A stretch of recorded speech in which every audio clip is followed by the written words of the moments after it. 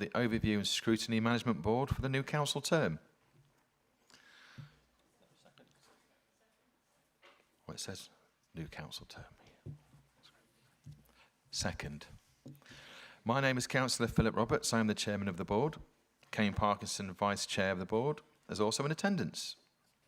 Streaming arrangements. Can I remind you that the audio-visual feed of this formal meeting is being broadcast via the County Council's website, and all your comments will remain accessible online as the meeting recording remains on the council's website. And with this in mind, I would like to welcome members of the public and press watching this live. Welcome to the following executive councillors and executive councillors who are attending: Sean Matthews, Leader of the Council, Tom Catton, and also Deputy Leader of the Council, Mr. Gibson, Councillor Gibson.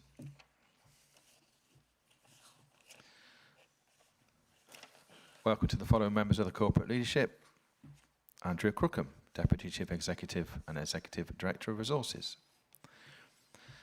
Health and safety. There is no fire drill planned this morning. In the event of the fire alarm sounding, we need to leave the council chamber through the doors behind and leave the building through the reception into the front car park. We will then need to wait in the car park for further instructions. Devices and loops. Can I remind everyone to ensure their mobiles, laptops, iPads are on silent for the duration of this meeting. Also, when invited to speak, can you please ensure that you switch on your microphone, otherwise those attending the meeting via Teams and members of the public and press listening to our meeting online will not be able to hear you. Please be aware that you need to speak directly into the microphone to be heard. The hearing loop is now activated. Speaking etiquette. Requests to speak will be collated by the Vice Chairman, Kane Parkinson. If you wish to speak during the meeting, can you please raise your hand and the Vice Chairman will make a note. He will try to ensure that everyone has the opportunity to ask questions and make contributions. Therefore, I would appreciate contributions to be succinct and concise, and also that you indicate early when you wish to speak.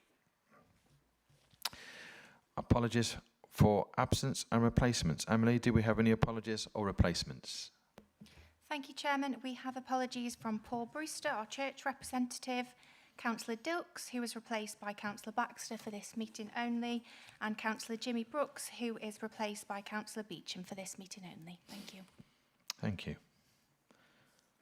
Members of the board are reminded that they only need to declare any relevant interests which have not been declared at their declaration of pecuniary interest form. Do any members wish to declare an interest? Nope.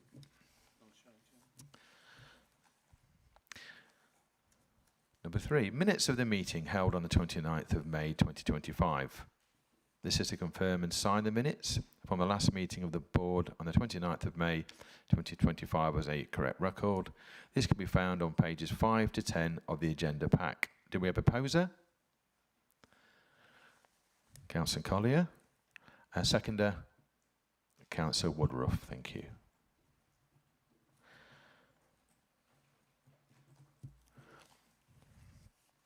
Announcements by the chair. Executive. Oh, sorry, yes, I missed the vote. Those in favour? Those against? Any abstentions? I believe that's carried. Thank you. Announcements by the chairman, executive councillors and chief officers. I wish to remind members of the final upcoming induction session pertinent to our role as scrutineers. This is on Monday the 30th of June from 10 AM via Teams on questioning skills. If you have not already booked on, please speak to Emily Wilcox following today's meeting. I have no further announcements to make today. To ensure efficient use of our time, I would ask presenters to keep their report introductions brief to allow ample time for discussions and consideration of all agenda items. Are there any Executive Council announcements from Councillor Tom Catton? No. Okay, excellent. Are there any Chief Officer announcements from Andy Crookham?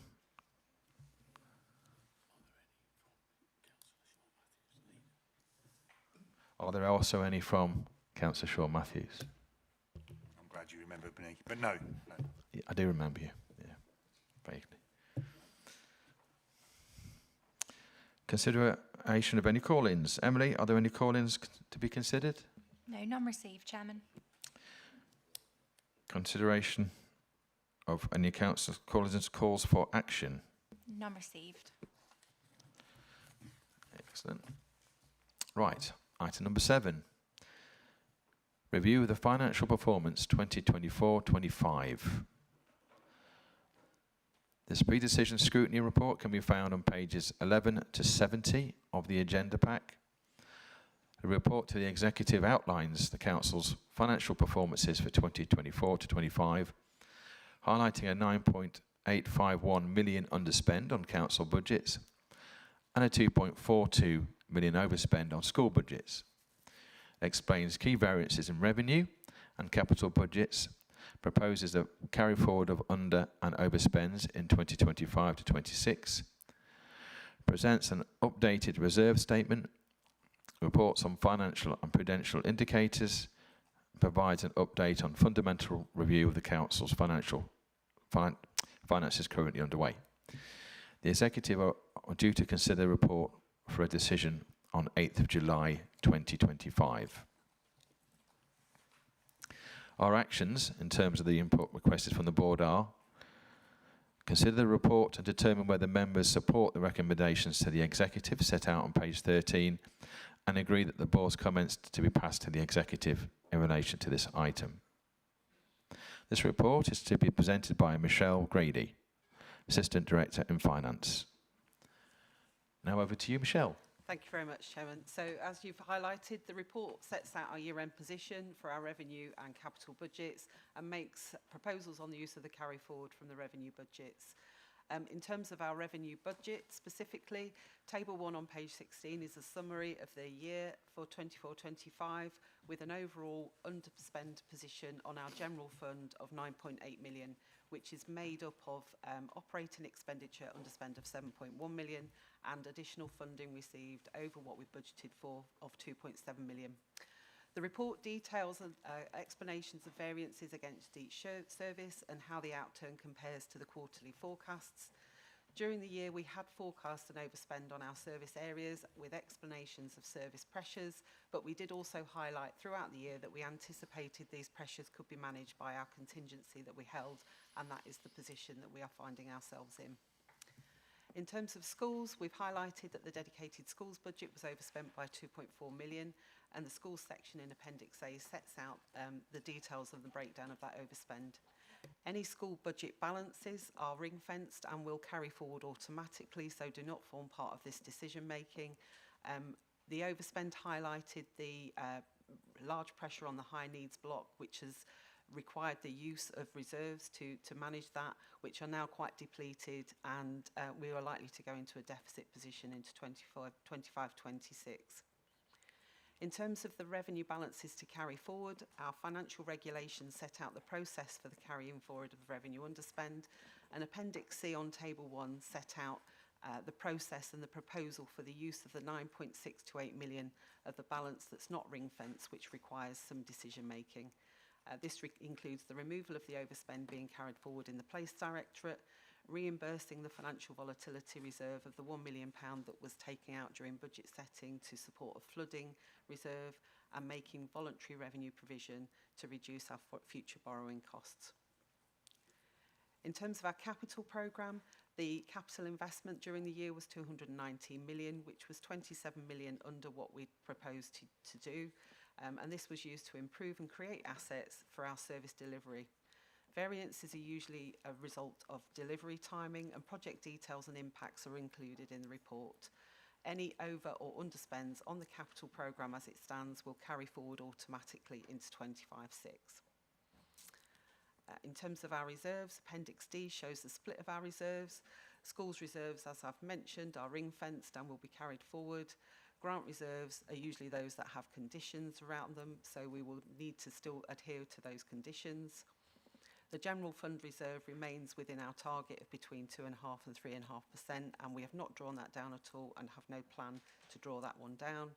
and the earmark reserves have seen planned movement, which was slightly less than what we'd forecast due to grant reserves and other earmark reserves not being needing to be drawn down as we'd planned. As the Chairman said, the report also sets out our prudential indicators, which were all within target, and I'm happy to take any questions.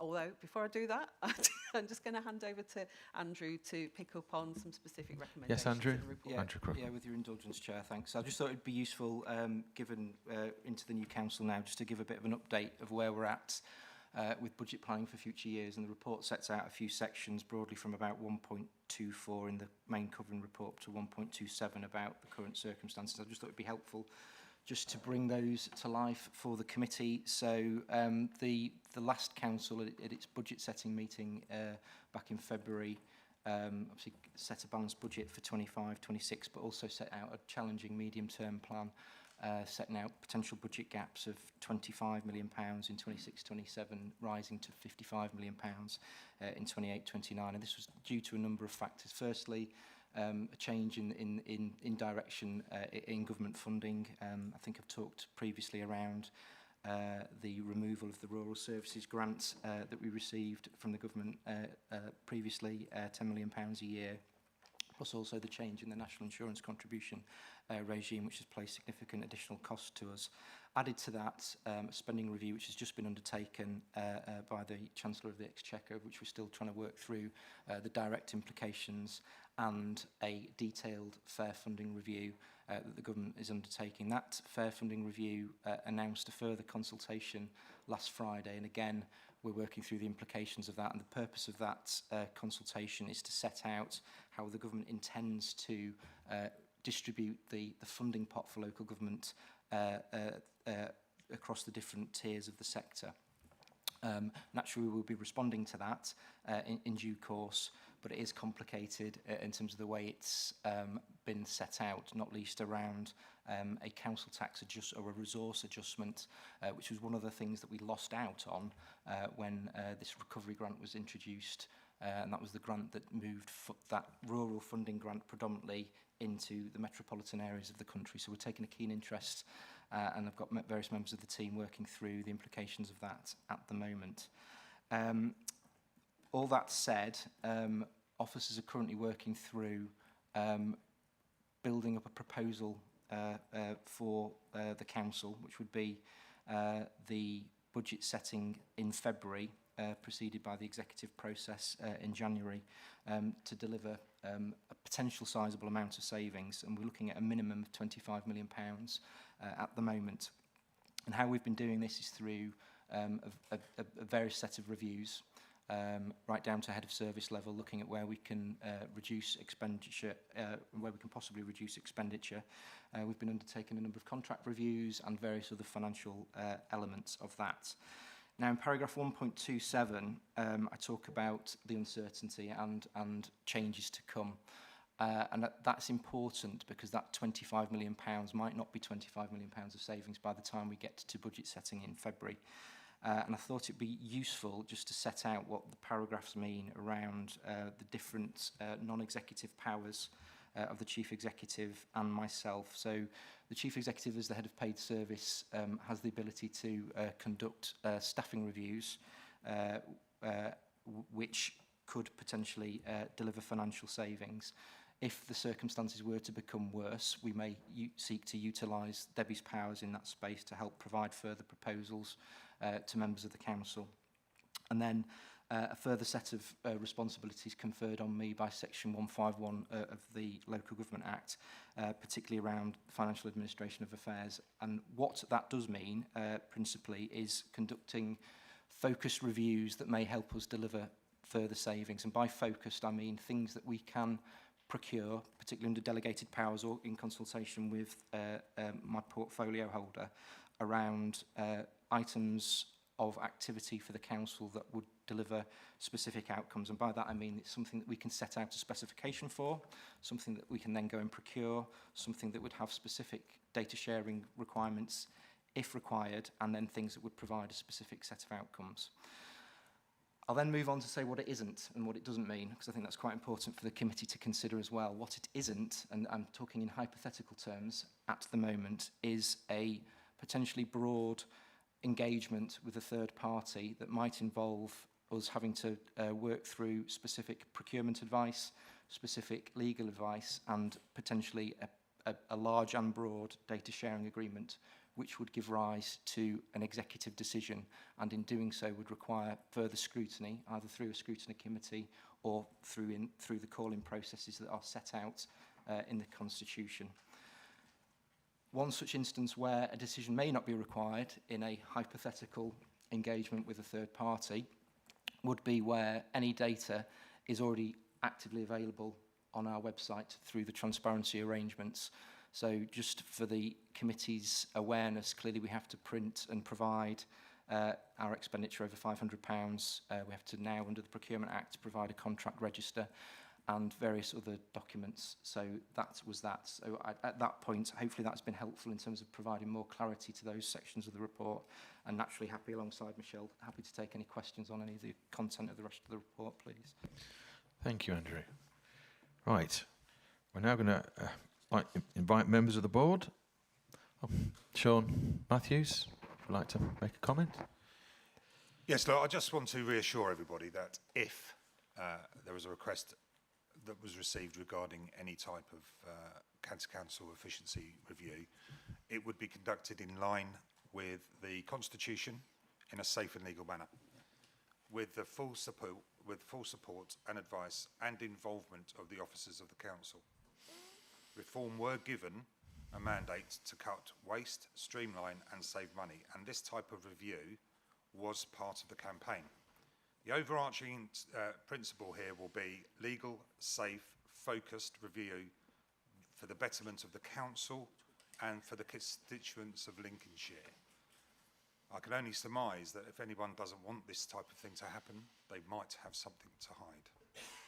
Thank you, Chair. Thank you, Councillor Matthews. Right, I'd like to invite other members. Any questions? Yeah, if we can go to Councillor Finlay first of all, please.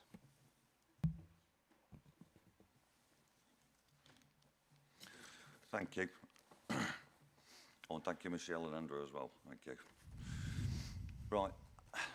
After reading through the agenda of the review of the financial performance, a few things did pop out to me that led me to ask that we ask the executive board to seriously consider future borrowing based on the following. On page 14, paragraph 3, it mentions reducing debt. Page 21, 1.26 says officers are trying to save a minimum of 25 million. And the third item down on 1.26 states to look at ways of reducing the council's exposure to future borrowing. And on page 20, 1.2, it says that in the year 24-25, our reserves went from 242 million to 196 million, which to me seemed like a significant reduction and approximately 20% or 46 million. Now, if you take that all into account, then on page 18, 1.13, it says during the year of 24-25, the council invested nearly 220 million on major assets. And if I'm correct, major assets, it comes under capital investment that are meant to be affordable, prudent and sustainable, which is highlighted on page 22 at 1.28. So if possible, I'd like to know what sort of financial return is predicted with such a significant investment last year alone, and how much value is added to our assets to actually justify this investment. When we are already £469 million in debt and trying to reduce debt using our reserves whilst trying to save millions, my point being, is it okay to keep borrowing, is it okay to keep borrowing, but where are the returns? And our job is to scrutinise and ask questions on the agenda presented to us, hence me wishing to, my comment to be passed on to the Executive Board for consideration. Thank you. Andrew? So yeah, given the way that the question's been posed, clearly it's comments to feedback to the executive. Is that right? Are you wanting me to respond to any of those particular points now in doing so as well? If you could do, please, yeah. Yeah. Thank okay. you. That's fine. Okay, so I'll start, and I might need to bring Michelle into it as well in terms of the question. So, First and foremost, obviously we've got an item on the agenda later on in the agenda covering our treasury management activity from the previous 12 months, and some of the question will be covered in there, but I'll cover it at a high level. As a council, we're expected to comply with the Prudential Code and various other capital accounting regulations. First and foremost amongst that is that any borrowing activity that we use to fund capital expenditure is affordable and is done in a prudent sort of fashion, and that report sets out the way that that's done that. And as a committee, we've got more work to do with you in the coming months around new requirements of that Prudential Code in terms of training the committee in terms of how the Prudential Code works. So providing the activities of the council are then undertaken in that legal manner as set out in the Prudential Code, what the council does then within that is, I think, is a matter of political priority. So the council or councils can choose to invest in assets to a degree or not a degree, depending on that political priorities, as long as it's done within that acceptable framework. So where we are sat as a council is, and predominantly over the previous 10 years, the council's invested in major infrastructure projects that have been designed to unlock economic growth in the main. So if you think about some of the big highways projects that the council's undertaken, that is to unlock sites, and to unlock homes, which means council tax, and to unlock land for business as well, which means business rates. So that has been the predominant focus of that. Investing in your assets at all cannot be avoided, because the more expensive an existing asset becomes, the more it would cost you in terms of maintenance costs and things like that. So there is a balance within there, but it's naturally something that we'd want to look at with the new council in terms of whether there's a change in strategy or what have you, and that's the purpose of that budget setting process and any work that we do subsequently to that. In terms of the wider context, talking about reducing reserves, those reduced reserves were planned. The reserves that I would tend to focus on are the general reserve, which we are in the process of growing up, and that's to provide us further financial sustainability and resilience. And there's parts of the report that talk about our comparative resilience as a council compared to others. And again, a decision on a use of reserves is something that would come out as part of future budget setting processes as well. I've talked about when we've done the training and other assorted work that we've done with the new council since May, is that certain reserves that we hold should be held for that ultimate rainy day, and predominantly that is that general fund reserve and the financial volatility as well. We also use the reserves to enact carry forwards from previous years as well. So in presenting this report, the 9 million or so that we've got to carry forward and to recommend to council a carry forward in September, that would serve to increase the reserves on the balance sheet, only to then, if the actions are ultimately approved, some of those will then reduce again because of the way that the money's being spent. I've started the answer there. I don't know whether I've covered everything you said, because there was a lot of paragraphs. Is there anything else I've missed, or is that enough of an answer for now? And I'll naturally, I think, be asked by the executive to comment on it on the 8th of July as well, if you're passing it there. Yes, sir. Councillor Finlay. Yeah, I think you've pretty much covered it, but my point was that it's okay borrowing, and my concern is that if we keep borrowing, somebody's got to pay that back, and if we're not getting the returns from investments, even though they might be long-term investments, for me, it was a cut-off point of how much do you keep borrowing and getting into debt before you actually start to reduce that debt. So I can keep increasing it with the promise of, we're promising our people that our residents that are paying us back, we keep promising them, these great jobs that we're doing. But at some point, there is a concern for me that this debt keeps going up with this investment, but an investment ultimately should be giving you returns, and that's my worry. So when we look at all the jobs that we want to get done around the county, not just one small area, but the whole county, that there's many issues throughout the county that the residents suffer every year. So if we're going to get into debt, I think everybody in the county should be considered at every level. So that's where I'm trying to go with it. I'd like the executive to seriously consider what money they do borrow, making sure it's justified with the returns. Thank you, Councillor Finlay. Michelle, would you like to? I'll come back first, and then I'll bring Michelle back in. Yeah. So as I said, where do I start with this one? So I guess the first bit is any investment decision the council makes, there is a clear business case of why would the council wish to do that, and what returns and what benefits and what else would it bring, and that's enshrined in the decision making process. Given the fact is investment in assets are predominantly of a higher value, they tend to exceed the key decision limit, and so we'd expect there'd always be a good reasoning behind any of those investments. In terms of paying off debt or having debt being seen to reduce, so the report sets out previous balances related to voluntary debt repayment provisions, and there's a further recommendation in the carry forward that's increased. That serves to reduce our future need to borrow, essentially. So that's one part of it.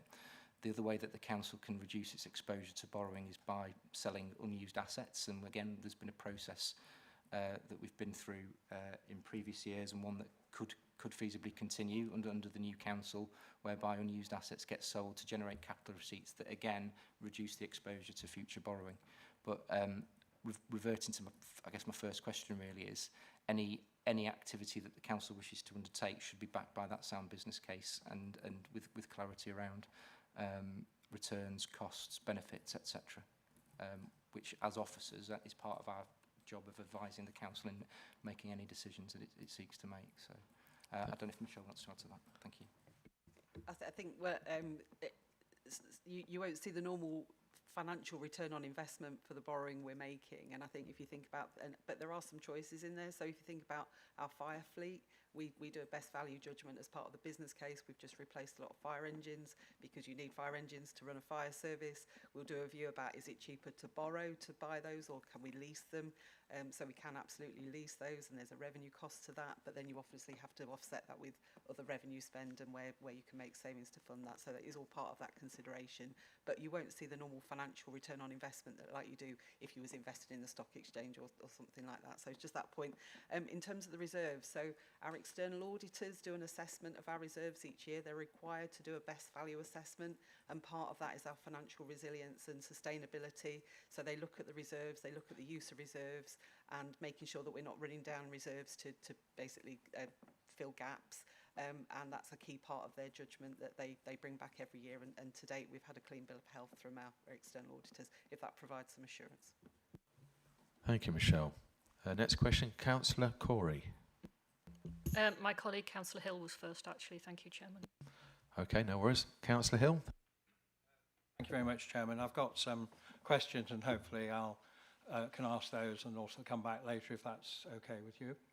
Can I just, Councillor Finlay, can I just help the officers here? To be clear, the policy of the previous council was quite clear.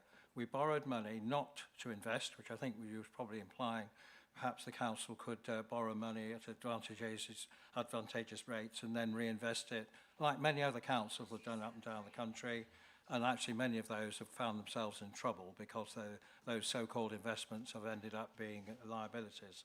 So we've been very, very clear in the previous administration, obviously the new administration will take its own view, that any borrowing we do is purely for assets within Lincolnshire. So for example, we've mentioned about Lincoln Eastern bypass, and you'll recall at the full council meeting, a question was asked about the North Hackham Relief Road, and the leader gave a very clear undertaking that project would continue. So, but that would require, on the face of it, £80 million to be found, and obviously sitting here, it seems very difficult. That would not be possible without doing borrowing. I think you're right. In an ideal world, we wouldn't borrow money, but the harsh truth of local government is, because we're not funded for assets by government, the only way we can build bypasses, the only way you can build new schools, for example, all the special schools we built, which is actually saving us money now on our revenue account, the only way we can do that is to borrow the money. And I'm afraid when you borrow the money, you have to pay it back. So I don't want anybody in this room to go away with the feeling that the council previously has borrowed money sort of recklessly. It's borrowed money for specific projects, for IT, for fire engines, as you said, for schools, for roads, and that is it. And if you don't borrow the money, the uncomfortable truth is that you'll be doing much less of those major assets. There isn't a cash return, but of course, for example, the Lincoln Eastern Bypass and other improvements throughout the county, there is a return on the economic development, a return on the quality of life of people who want to do things. So I think I just want to be clear about that that's what the situation is. And you can look in the financial books to see the list of all our capital projects, partly funded by borrowing, when you could see all of those are things which are required and wanted. And actually there are some things we haven't been able to do in the past which we would have liked to have done, because obviously there have been financial constraints. If I just come back to the review of last year's performance, Chairman, it was very much an end-of-term report from the previous administration. So could I first of all start by congratulating the officers and actually members of the previous council on a very successful performance. And you'll see, unlike most other councils of our type in this country, we're actually forecasting an underspend, quite a substantial underspend actually, which is, I would think, unique. And I think that is a credit to the officers to make sure that when the budget was set, we have stuck mainly to what that said in the face of a very challenging situation. And if you read the report, you'll see the usual issues of home to school transport, SEND, and also waste, the three things which are causing massive problems to councils up and down the country. I'm sure Councillor Matthews is hopefully going to the CCN and LGA. It is not a common problem throughout the whole of local government, which the government and previous government actually haven't really addressed. And one of the issues is those cost pressures will continue. And of course, I think we should just say that thank you, officers, for making sure this came in within budget. It's not as easy as it sounds. And obviously, we are then in the happy position today of recommending to the executive and then on to the council what we do with that underspend. I have a few questions, Chairman, if you'll indulge me. First of all, can it just explain, obviously there's a reduction in the borrowing requirement from 70 million to 44 million. Officers could just explain what's that all about. The antisocial behaviour money, obviously there's a reference to that. Can I just have a reassurance that, maybe a political reassurance, that money will be carried forward? Indeed, with the flood money as well, obviously extra money was put into the budget by the previous administration. Presumably this is a political assurance that that money, or ask the executive to endorse the fact that that flood money which was put in will continue to be spent throughout the next year. There is a small paragraph about the South Holland waste tipping or something, which I would appreciate a response on, because I didn't really understand it, to be honest. And finally, obviously in the report it does say that the DSG, which is part of a separate pot of money which has its own reserve, that reserve is exhausted now. So obviously there's a cost pressure in children's services. So an explanation from officers. I know other councils have hit that point many years ago, and because of we invested in special schools, we were able to defer the evil day, but that day is now upon us. So I'd appreciate an explanation as to what the plan will be. Finally, can I say, it is as I've said at the beginning, this is a very successful end-of-term report. Belies the fact that people were going around saying the council is broken, and I welcome the comments from the leader and others who've have said now they've looked at the situation. That's probably wasn't a fair summary of where we were. And the other thing I would just remind members are that, yes, we fully support savings, and I welcome what the leader has said about potential extra help to find the savings. Can I ask that the officers confirm that the 26 or so million pounds worth of savings, additional income, which was specified in the last year's budget, which we're now reviewing, was actually achieved? And secondly, remind members that since 2011, this council has saved over £400 million in genuine efficiency savings. So we very much welcome any additional ideas, because they will be needed, because we know the government's got it in for local rural areas. It will be needed, but just remind members that every year we have found money which totals 400 million. So I wouldn't want anybody to go away from this meeting feeling that savings are suddenly going to start happening because there's a change of administration. This is very much business as usual, and I think we should all welcome the savings that have already been identified in this past budget and the one that we should be coming forward. But also, I think any of us would welcome any other thoughts as to how even more money could be saved. Thank you, Chairman. Thank you, Councillor Hill. Michelle, would you like to? So I've made a note, but if I've missed anything, you'll have to let me know. So in terms of the borrowing, the original plan was to borrow £70 million to deliver the capital programme. Table 2, which I believe is on page 50 of your report, sets that out in terms of the block at the bottom around the funding of the £247 million programme. As you can see from the report, the actual outturn on the programme was £27 million less than we'd planned. As we've said, a lot of that was probably due to slippage, and it's not that it's not committed, it will be committed in future years. So that has had a direct offset on the borrowing requirement for 24/5. If the programme is still delivered in line with what's in the current programme, that borrowing will still be required. It's just delayed. So that's just the difference between the borrowing that was planned and the borrowing that was required to deliver the programme as it stood at the end of 24/5. In terms of the antisocial behaviour money, the council agreed that £1 million would be made available over a 2-year period. That was, I'm going to have to get my years right now, February 24, that was agreed, get my years mixed up.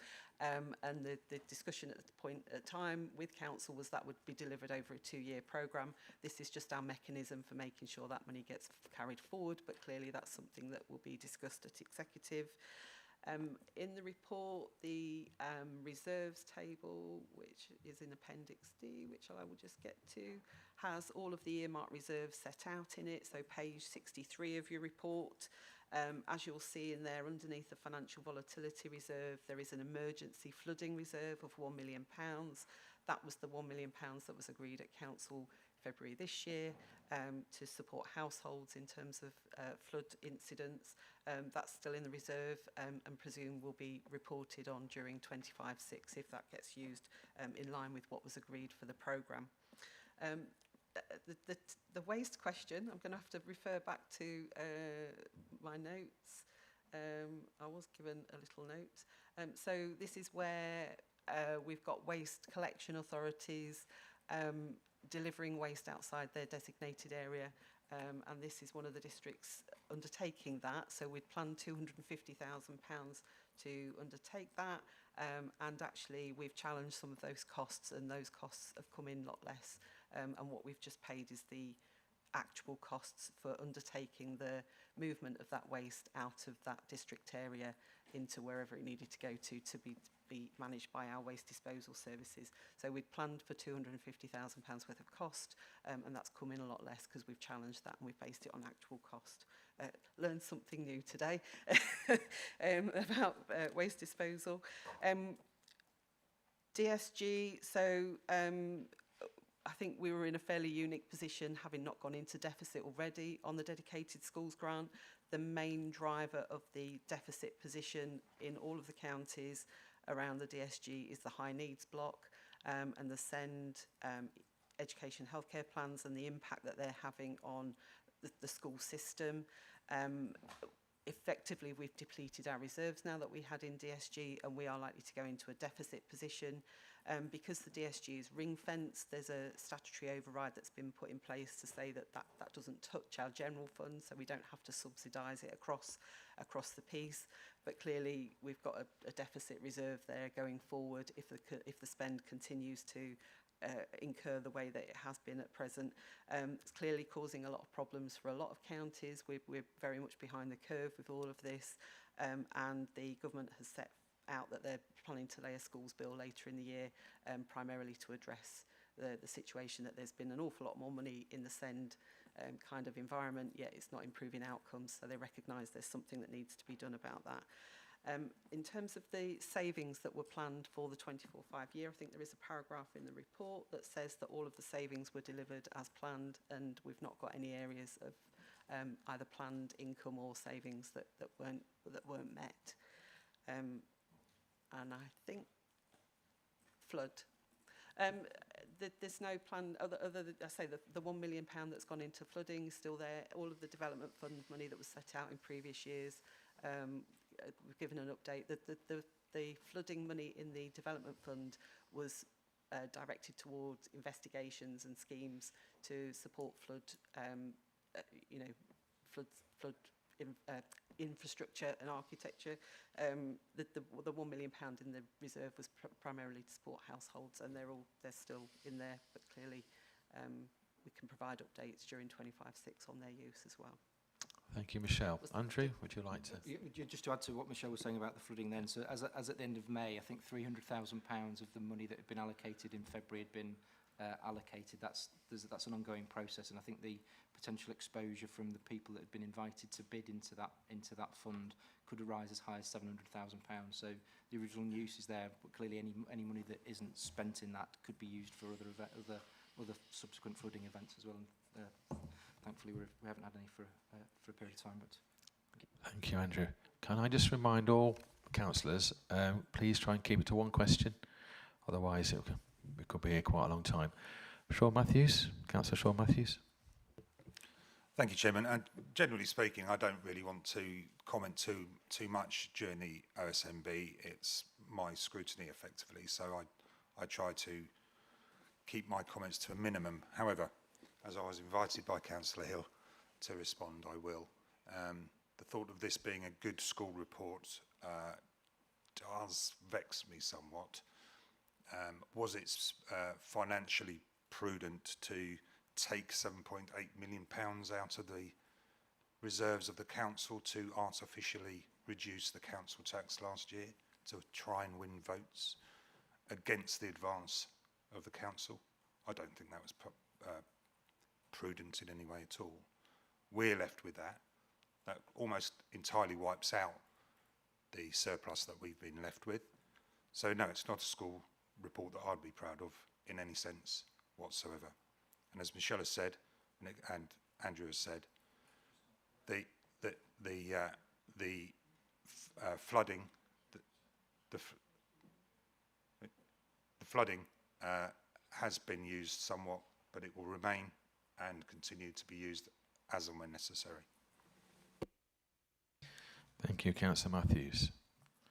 Councillor Corey. Thank you, Chairman. And I also want to thank Michelle and Andrew for their further explanation of the last administration's budget setting and the national political picture, especially with a Labour government looking very closely at future local government support, and whatever they tend to do is never for us never a positive outcome. And Andrew's further explanation is timely and critical, and what we're hearing from our friends in Reform here is that there is some quite basic misunderstanding of the review of financial performance and our Treasury Management Annual Report, which was touched on by a previous speaker and answered by Councillor Mr. Crookham. So I think, I'm not going to say any more, but I think there is some misunderstanding and some misreading of the figures that we've been presented. But I just wanted to thank our officers. Thank you. Thank you, Councillor Corey. Councillor Baxter. Thank you. I do have more than one question, but I will try and be brief. Firstly, on the investment point that Councillor Finlay makes, yes, we do invest, but not every investment has a financial return. We invest in schools, but I don't know of any state school that has ever made a surplus or a profit. Long may it continue, I think. Councillor Hill said that the government has got it in for the rural community. I'm no defender of the Labour government or the Prime Minister, but I think it's a reach to say that he's got it in for rural communities. Other people can take a different opinion. The biggest question I've got about this report is the forecast as described on page 16, in paragraph 1.7, where it says that Q3 forecast reported to the executive 3 months before the end of the year, presumably, was for a £1.9 million overspend. But then 3 months later, we were up to, we'd swapped £11 million the other way. So what happened in those last 3 months that swapped the forecast? So everybody was thinking, crumbs, the end is nigh, we're going to have to dip into reserves, £1.9 million overspend, and so all budget holders were kind of told to be very careful and everything else. But the reason for it was contingency, which was not reflected in financial forecasts. Why was it not reflected in the financial forecasts? What is the point of financial forecasts if they're going to be £11 million adrift? My second question is about the waste. The waste, which is mostly sent to the Energy for Waste facility, which I think is at North Hykeham, run by FCC Environmental in partnership with Lincolnshire County Council. It appears to be a Spanish-owned company, but I can't work out from Companies House who exactly makes any profit from the Energy for Waste facility. However, the bit in the appendix which goes through the detail says that the Energy for Waste facility, due to unplanned outages, ended up with us having to pay nearly £2 million more for waste disposal. So are we going to get something back from the supplier of incineration? The incinerator was shut in an unplanned manner and we paid for it. So where was the partnership in that? How much did the FCC Environment pay us for not having the facility available? Do we have enough in this year's budget for a pay award of 3.2%? The national negotiations have just come out to a 3.2%. I can't remember what was put into the budget for pay award this year. Have we got enough to meet it? The traffic regulation orders, as mentioned on page 38 in bullet point 3 of paragraph 25, says that that is going to overachieve by some millions of pounds, or nearly £1 million. Is that just parking tickets, or is there another way that traffic regulation orders generate revenue? Have I even understood the word overachieve? So is it about generating revenue? And if so, how did we get £1.3 million? Is it parking tickets, or if not, what else? And finally, you'll be pleased to hear, home to school transport, which, as Councillor Hill said, is one of the big icebergs. On page 24, it talks about careful planning and adjustment will be necessary. What kind of planning and what kind of adjustment is going to shift the £4 million variance in what we expected? Thank you, Andy. Yeah, I'll start and then I'll hand over to Michelle. I guess I'll pick up the first bit, Councillor Baxter, around the contingency. So that paragraph, there's a further part in that paragraph to say that those reports were clear that at that point there'd been no calls against the contingency. So bear in mind that Q3 report is covering the period up to the end of December, but prepared with some figures before that point. I think if I was to recommend at that point that the contingency was going to underspend, present to the executive an underspend position that the executive could then allocate to other expenditure, and then for a further event in those final 3 months of the year come through that we hadn't foreseen because we didn't know it was going to happen, and I don't know, it could be a flooding event where we had to invest quickly and rapidly, for example.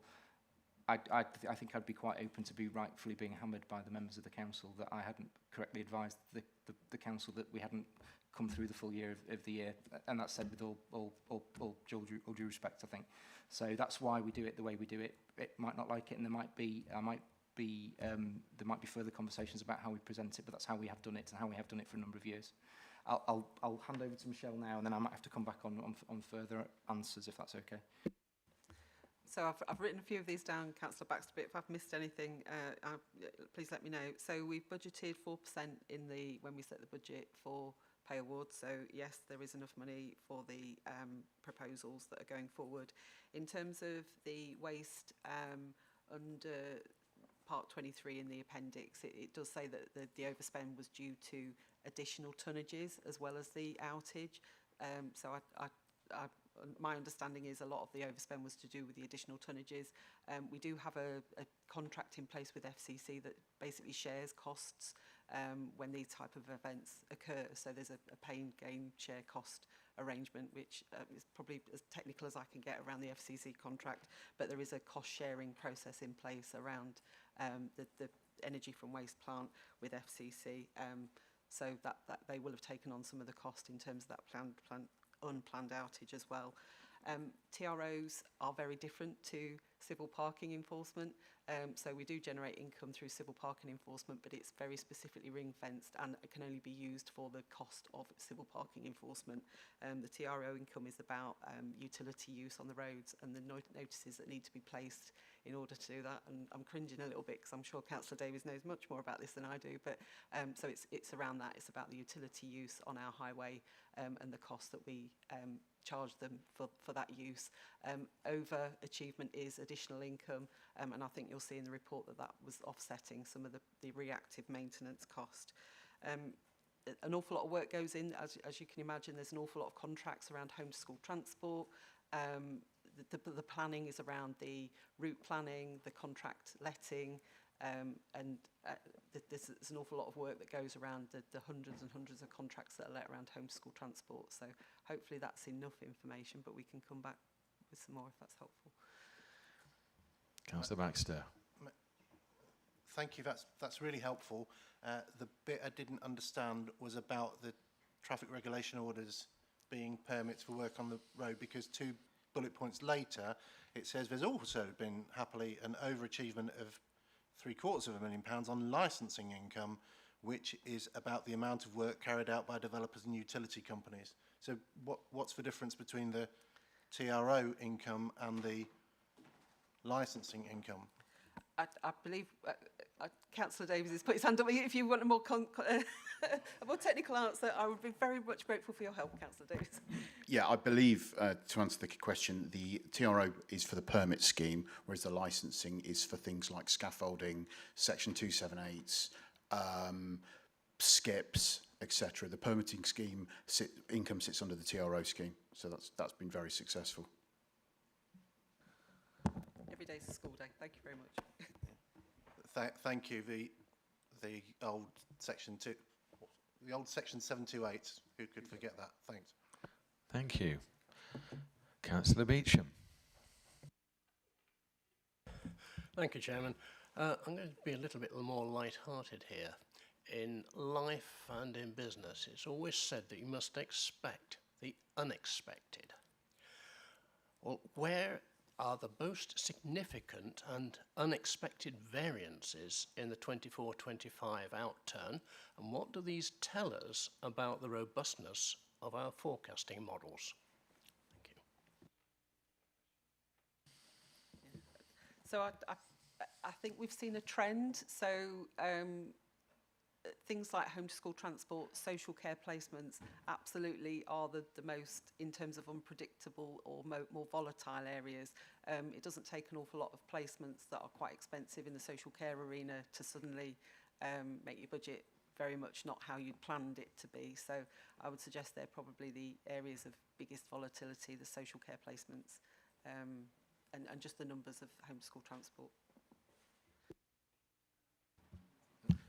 Andrew. And just to add, really, I think, so the size of this council's budget is massive, it's vast, and it only takes small swings in demand to make what was a forecast that was produced, potentially the November, December time prior to the year starting in April that runs through to the following March, to be out by, hundreds, potentially hundreds of £1,000s, in some cases, the odd time, millions of pounds.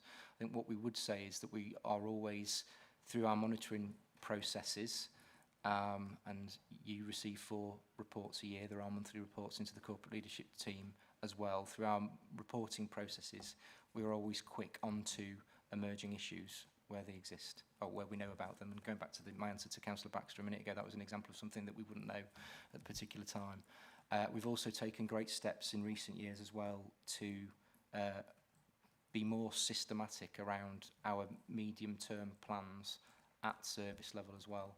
And a lot of work working with that. So we're working with services to understand their demand trajectory. So those of you who are sitting on the scrutiny committees as well will hear about that, particularly around children and adults, around how we know what our trajectories are and how we can influence those through early intervention techniques and what have you as well. So, and that's the whole purpose of bringing a systematic approach to what that forward look looks like. But it is challenging, because of the size, you know, general fund nearly £1 billion, 1.9 billion in total, I think, is the current figure for the overall council spend, so it's a lot of money. Thank you, Andrew. Can I remind people councillors to try and keep it to one question as we're running over time? Councillor Davis. Yeah, can I ask for a point of order? I appreciate you want this meeting to be short, but I don't think it's a good use of transparency and accountability if you limit us to one question. I'm pretty sure the Constitution, I'm looking at Nigel now, allows us to continue the meeting and ask more than one question. I would come back to you for a second question. It's just in one go. Okay. I'll be brief as I can, Mr. Chairman. Recognise the sound financial position in. I have a lot of sympathy, actually, Councillor Findlay. I don't like this word investment. I'm reminded of what Margaret Thatcher famously said. People don't drive on investment, they drive on roads, don't they? And I think the use of that word investment in the report suggests we're taking it and, you know, putting it on the S&P at 8.8% return. We're not. We're building schools and spending it on tarmac and stuff.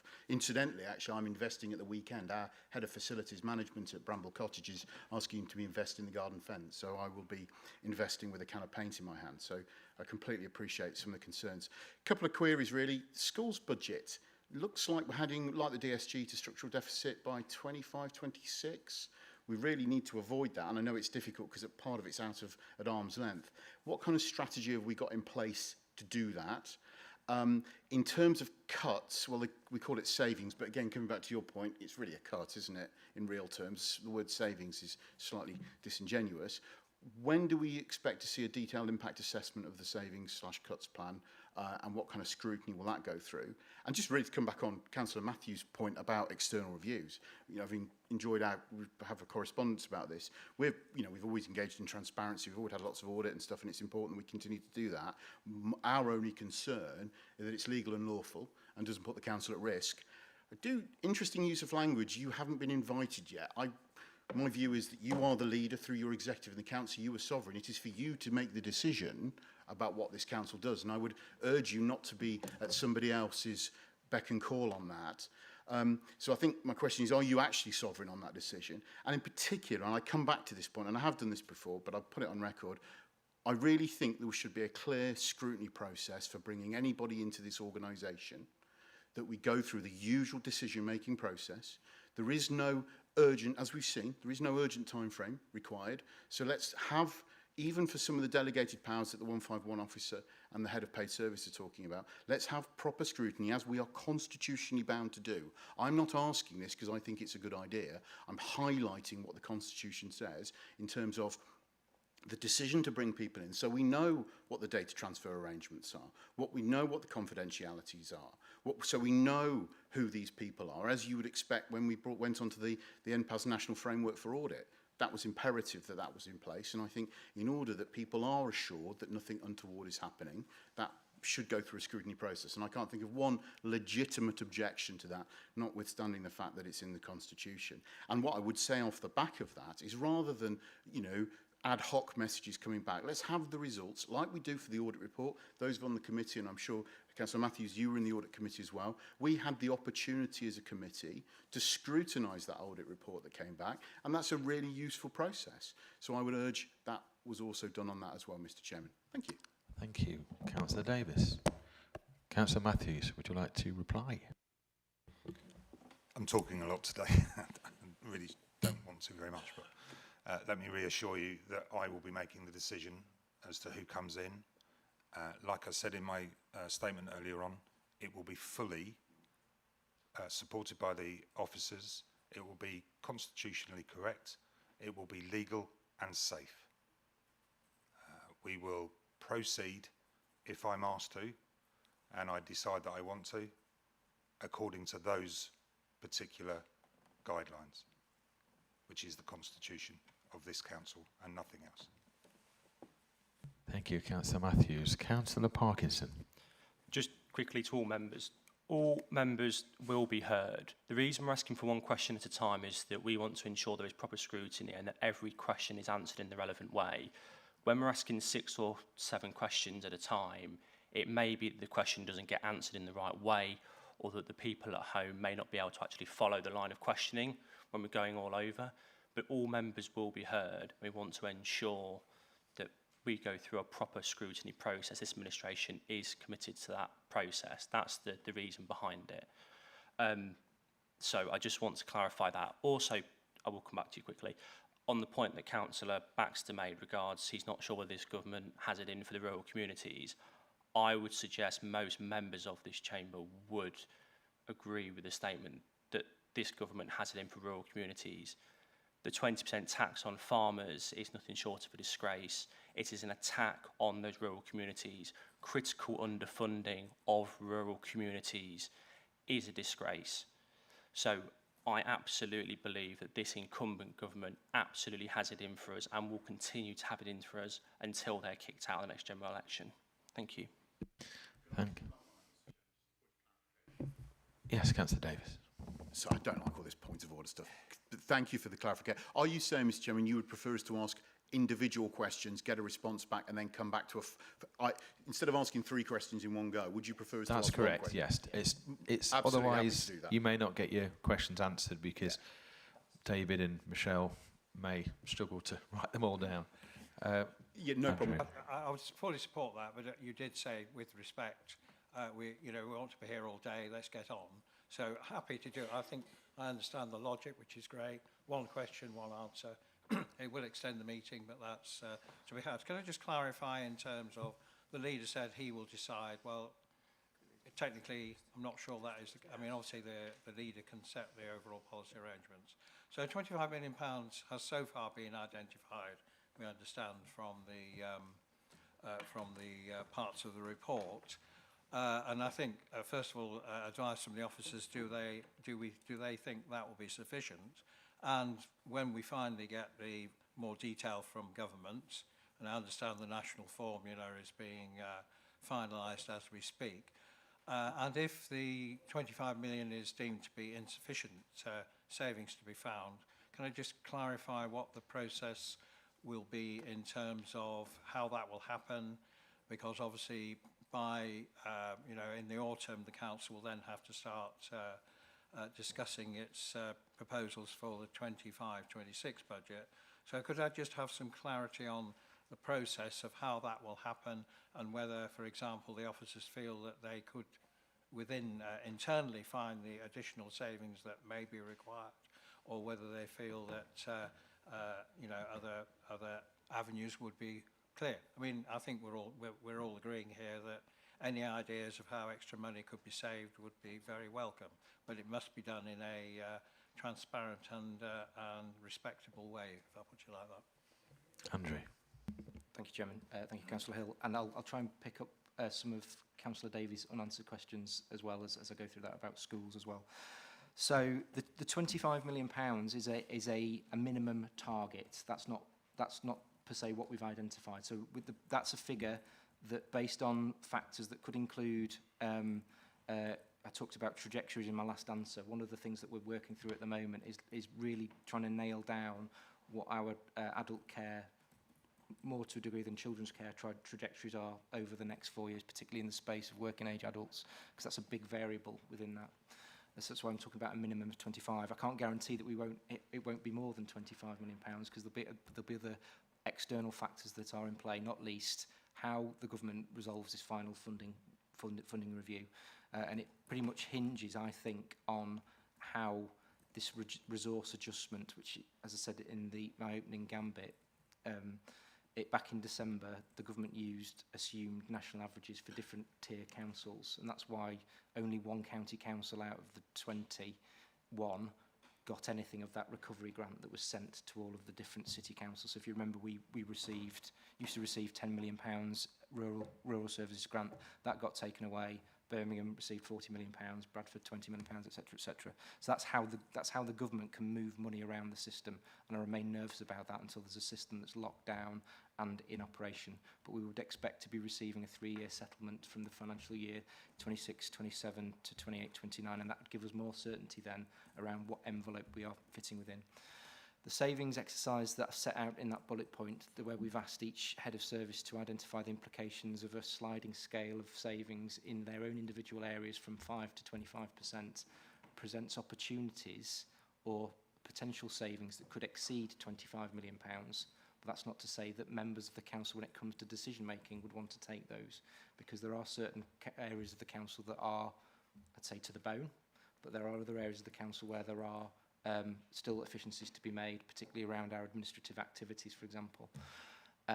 So one of the things that we are midway working through is how we categorise those savings opportunities, both across efficiencies, across that you do just in the natural course of action, which we have done for a number of years anyway. Actions that would require a member decision that would naturally come through the democratic process in January and February time in advance of budget setting, which again is an established process of the council. But there will be things that are on those lists that nobody wants to do, and there are things on the lists that we need to do more work on, which is why we're still ploughing through the work in the summer at the moment. That might be further reviews, it might be further invest to save, not least using the functionality of the new IT contract to harness the benefits of automation, for example.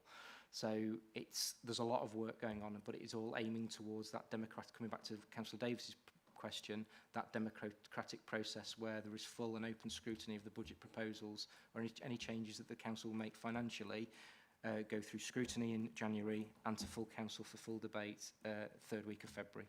So that's what we're working towards in that sense, in terms of any financial changes. Councillor Davis also asked about special education needs as well, and Michelle covered it a bit, but the council is now on its phase 2 of its special schools or special schools project, and that's a roll around developing places in school settings to ensure that children have got the best education for them, and that extends to children with special educational needs.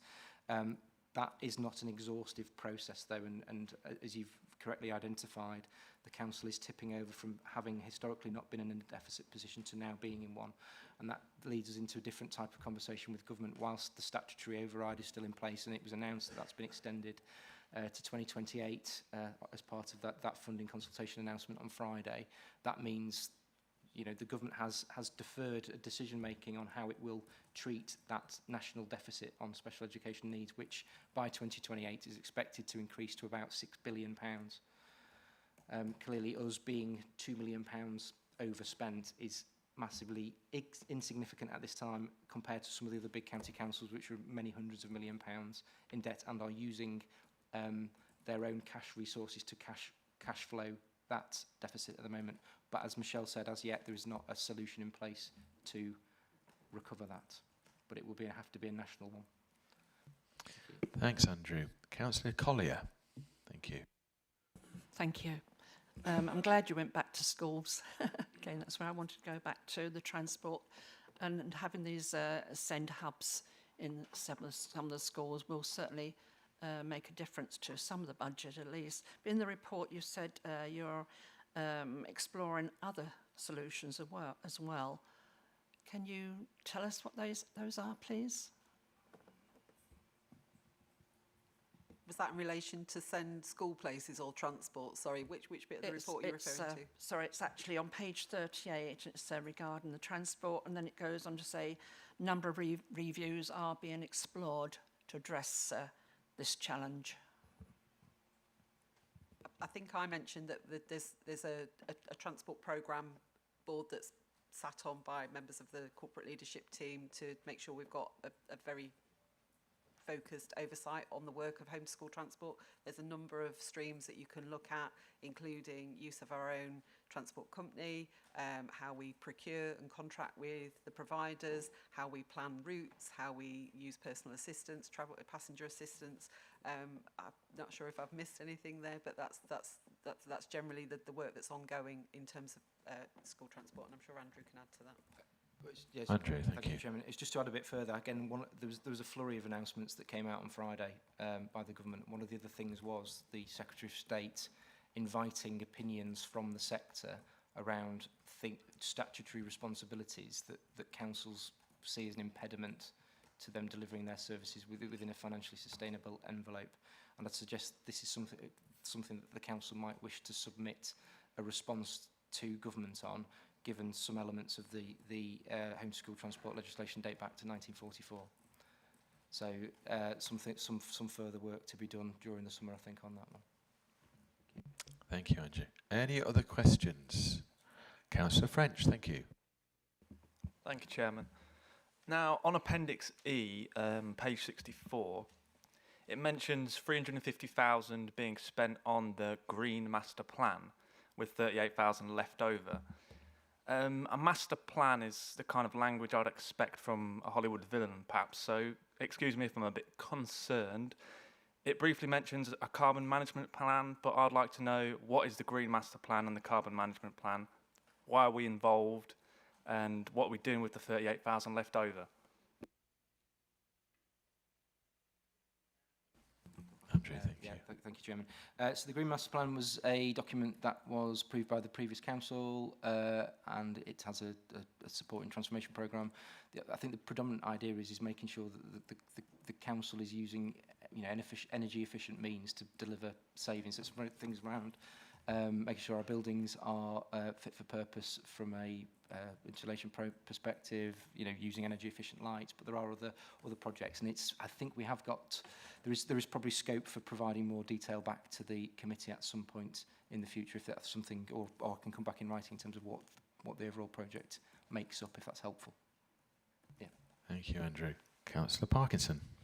Thank you. I know you spoke earlier, Andrew, about the fair funding consultation, and the team are currently working through that. I did have a read through. I think based on the socialist government that we have at the moment, they talk a lot about increasing taxes on working people through council tax, increasing more tax on businesses through flexibility on business rates. So it is a concern that we're on top of the national increases in tax that's been issued by this government on people, on businesses, that the government are also pushing councils toward increasing taxes through council tax and business rates as well. So just your thoughts initially on that, sort of, I suppose, first release on that, if you can. Thank you, Andrew. Okay, thank you, Chairman. Yeah, so again, on record in previous exec and scrutiny meetings following the initial consultation that was released back in November time last year, and pointing back to my comments around assumed national rates of council tax, that one of the inferences of that was that the government seems to expect a set level of service across the country. So one might surmise that if you are a low-setting council tax authority, such like ourselves, that there could be an inference that they expect us to increase our council tax to get to that average level. And that was something discussed with the previous council as well as could be an issue for us here.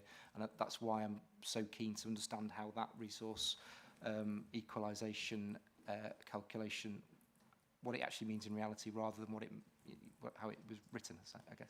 If that makes sense. Yeah. Thank you, Andrew. Any further questions? Okay, thank you for your questions and comments. This now concludes the discussions of this item. Suggested proposal. I move that the board supports a recommendation to the executive as detailed on page 13 of the report, and that I ask our comments, as these have been captured by the scrutiny officer, be shared with the executive for their consideration on the 8th of July. Can I have a proposer, please? Councillor Beecham. And a seconder? Councillor Collier. Those in favour? Those against? Any abstentions? I believe that is passed and carried. Thank you very much.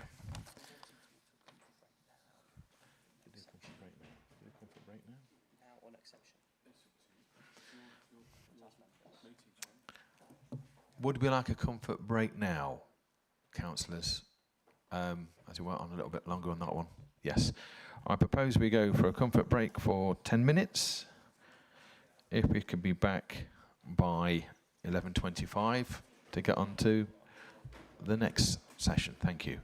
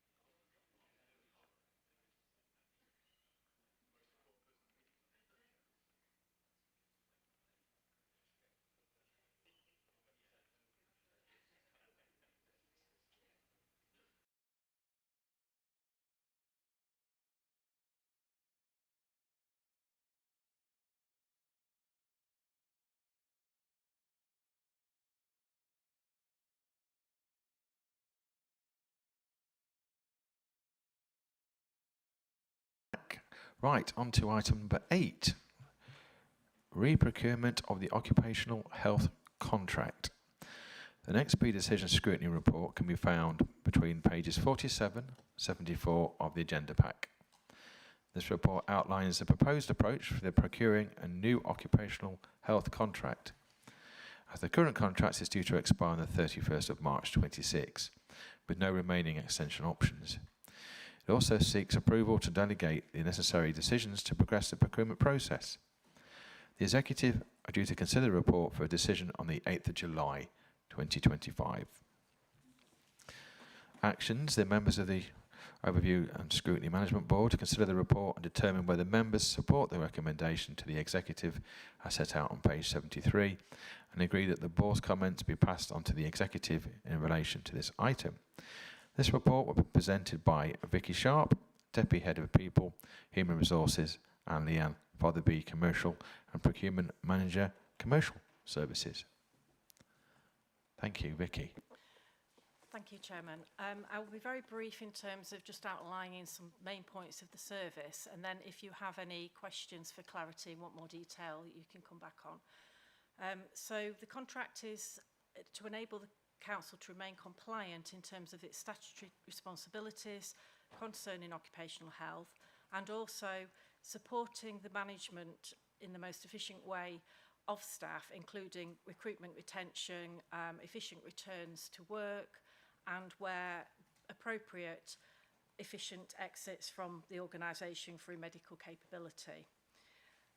It does assist us in the management of long-term sickness by providing timely information that otherwise can take a lot longer from NHS routes, and therefore it supports manager decisions to move through processes more quickly. It supports active rehabilitation and enables people to carry out parts of the role they can do. So just to illustrate an example for that, if you think of one of our biggest users of the occupational health services, the fire service, in terms of the numbers of staff, if there is an injury, there'll be potentially some aspects of the role they can still do and others they can't. So having capability assessments, etc., enables us to utilise resource effectively. We have medical assessments that are carried out particularly for fire and rescue staff to make sure they're fit for duty. Health surveillance for a number of our staff in areas such as regulations in terms of asbestos, and we have various other health tests that we need to carry out under statute. We also have requirements under things like the pension schemes that are nationally run to carry out independent qualified medical practitioner reports before any applications for ill health retirement to make sure those funds are spent correctly by the national funds. That's not council. And overall, it's something that we've evolved over time, and we've learned lots from previous contracts, so we continually update the spec to make sure it runs efficiently and delivers what's required for the council. So I'm going to hand over to Leanne now for the commercial aspects. Thank you. In terms of the commercial approach, the market conditions are challenging. There are very few professionals working in the occupational health sector, and many of them do work for multiple providers as well. Also, Lincolnshire itself is also a challenge for occupational health providers to travel to. It's such a large and vast county, and we are updating our requirements to include more virtual appointments, and we will also provide some of the locations and premises for in-person appointments to increase the level of competition for providers. We did conduct pre-market engagement in November of 2024 and received 7 responses, which was encouraging. We also intend to use a framework, so we intend to use the Eastern Shire's Purchasing Organisation framework, also known as ESPO, and we're using their occupational framework. It is an established framework, and the majority of the providers that from the pre-market engagement are also on the framework. We'll use a further competition route to market. So the framework has a number of providers on the framework that have been pre-assessed. What we will do is open up the competition to those providers. There's 12 on the framework that we're using. We'll open up the competition, and that's how we will engage with the market. The contract itself offers no guaranteed volumes, and there are no minimum volumes as well. The contract will be flexible to allow the council to switch off services it no longer needs during the contract term. We can also add new and improved services onto it as well. It will be managed through the contract having no guarantee of volumes, but also within the contract terms themselves, there are partial termination and termination without cause clauses within the contract. So we'd like to invite any questions. Any questions? Councillor French. Thank you, Chairman. So when I read the report, it said that the occupational health workers sorry, are kind of hard to come by because they're working in multiple organisations and there's very few of them. But our staff have worked with these occupational health workers, so we know who they are. So what is stopping us going directly to them and making a contract directly with them? Even if it costs more, would it create longer term savings without having to subcontract someone to contract them?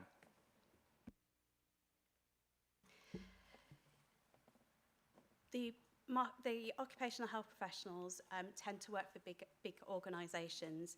They don't tend to contract with councils directly. We did speak to one county council who have got a occupational health in-house service. However, they do have to subcontract a number of elements out as well. And for us, with it being Lincolnshire as well, we don't have a great deal of occupational health professionals within Lincolnshire as a county. So for us, the best route to market, we feel, is through the framework approach. Thank you, Leanne. Councillor Hill, thank you. Thank you, Chairman. I've got two questions, so I'll try and do it properly this time. Very important contract because, not least, that it hopefully gets people back, our people back to work as quickly as possible, and also in terms of making sure the necessary checks and are done as quickly as possible, so recruitment is as smooth as it can be. So the first question I've got is probably relating to what Councillor French has said.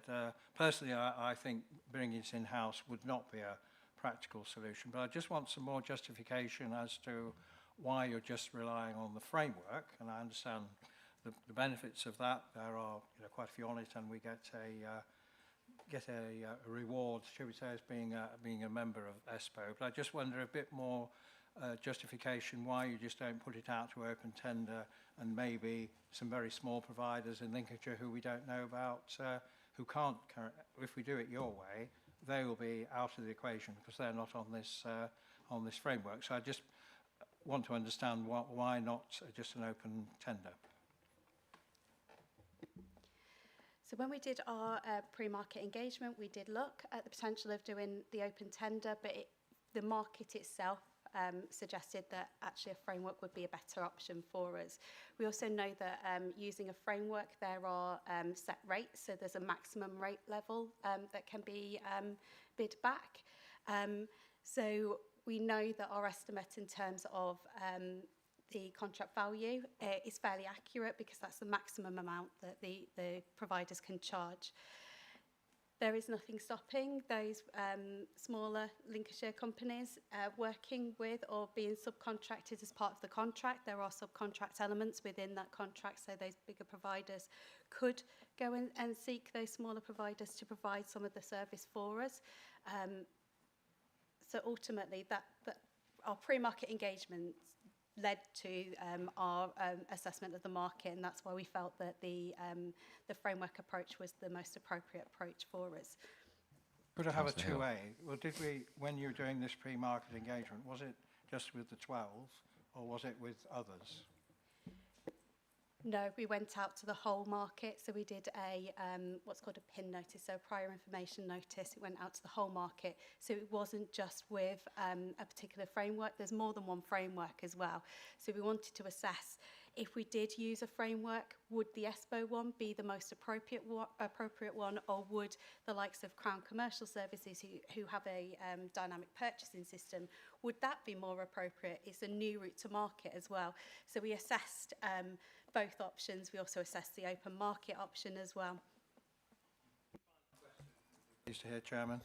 In terms of quality and issues that have arisen in the past, and I'm aware from personal experience in my patch, there have been some issues of certainly timeliness of stuff, because obviously until someone's reviewed either, particularly in the fire service, had an example where someone had quite potentially on retained firefighter, on call as we call them now, had to wait longer than was necessary because it took a long time, and they're expected to travel to Lincoln from south of the county. So obviously there are always some issues in every contract, so I just wonder in terms of how the contract is being developed for this new thing, how you'll make sure that those issues, particularly in terms of timeliness, are addressed in penalties or whatever, or rewards for the potential contractor.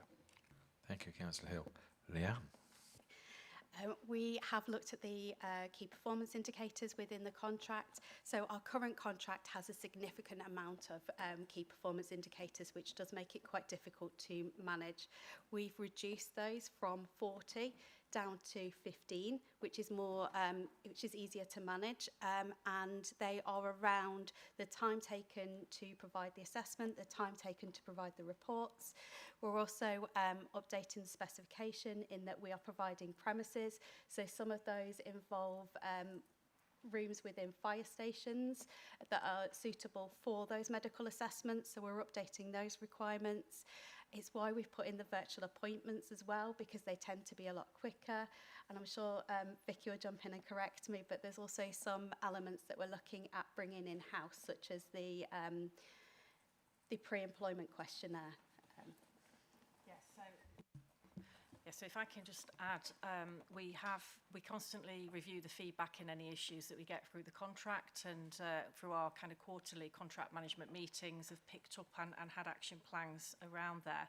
So as Leanne mentioned, in terms of providing premises, one of the examples were that we had having to have a repeat of hearing tests, because one of the key locations that firefighters went to for their medicals was Waddington, and there's background noise, as you can imagine, at Waddington. So we have purchased audiometry booths, which are located in 2 areas of the county, which will actually save money in terms of preventing repeat hearing tests that had to take place, and of course stress for firefighters concerned that they may have failed their hearing test.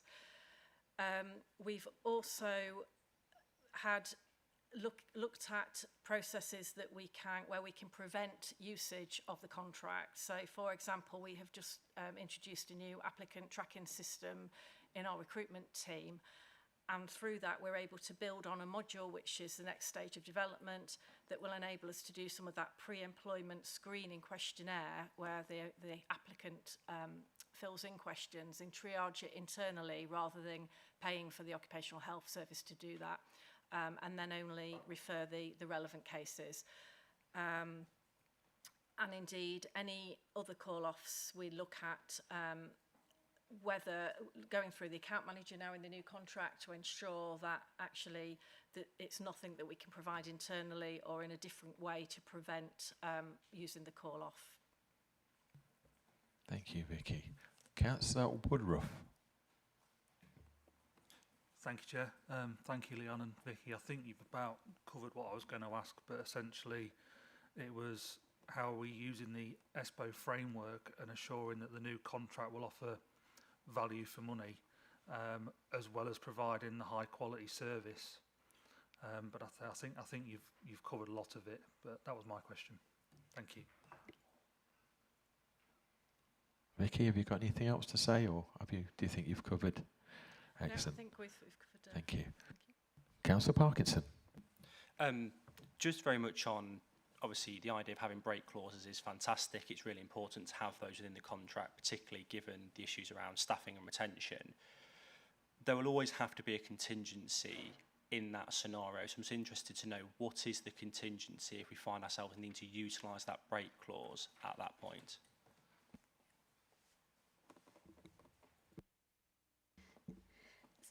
So in terms of the contingencies that are in place, so there's the partial termination clause in there. So if an element of the contract fails, we can look to use an alternative means of providing that, whether that be in-house. There are also, within the frameworks, there are direct award mechanisms, so we can quickly do an alternative call-off for those individual provisions. However, the contract will be largely managed through its KPIs and its contract management process. It is very robust in the contract itself. So we're not expecting a contract failure, but if there are contingencies in place. Also, as part of the contract management procedure, if the contract managers have to test the supplier's business continuity and contingency plans on an annual basis at least.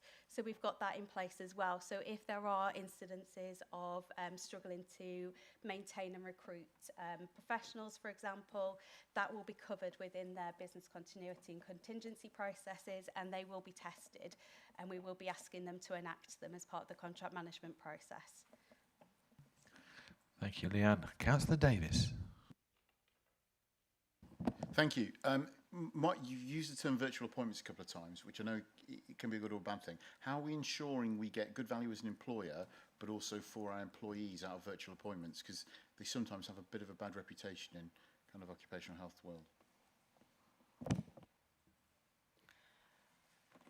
So in terms of virtual appointments, we've had more requests to have more flexibility on that. So in the past, many of our contracts enabled us to have lots of telephone appointments in any case. And particularly actually from the fire service, though they're not users of our kind of laptops on a daily basis, they all have smartphones and actually are used to utilising video conferencing, etc. So therefore the request was very much to have a contract that enabled video conferencing rather than just a telephone call, because that's the way people are used to working now, both in their work life but also in their personal lives, with many of those meetings in that way.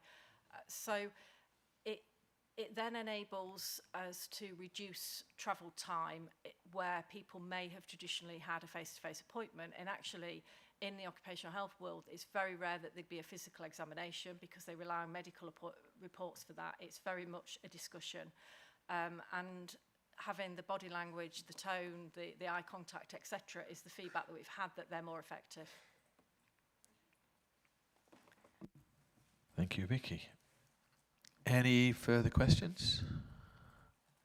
Councillor French. Thank you, Chairman. So going a little bit off topic, but more into the specifics of the report, I'll bring us back to a book by George Orwell called Animal Farm, and the line that says, "All animals are equal, but some are more equal than others." Similarly, on page 78, we're told that compliance with duties in section 149 of the Equality Act may involve treating some persons more favourably than others. And I agree that everyone deserves a fair chance, everyone should be treated equally, but where does LCC draw the line at fostering better chances for one group without detriment to another group? I'll attempt to answer that in terms of the occupational health contracting, what it means in this context, because obviously that's quite a big question for the council. But in terms of this contract, it's very much about ensuring that we are able to make suitable adjustments for disabled employees or applicants.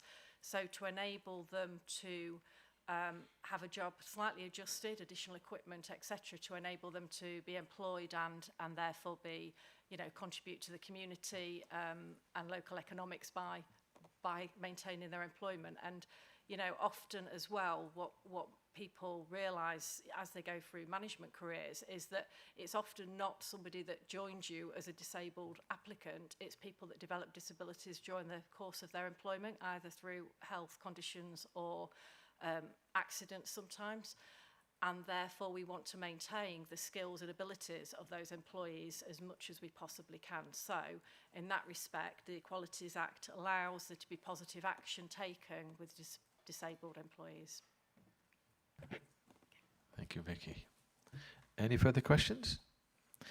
Thank you for your questions and comments. This now concludes the discussion of this item.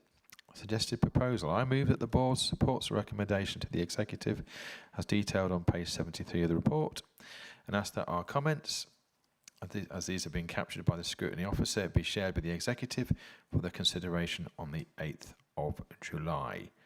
Do I proposer? Councillor French. Seconder, Councillor Beecham. Those in favour? Those against? Any abstentions? I believe that's carried. Thank you very much. Right. On to item number 9.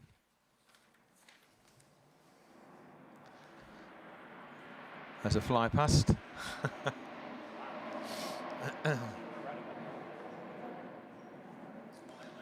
Red arrows, that was, yeah.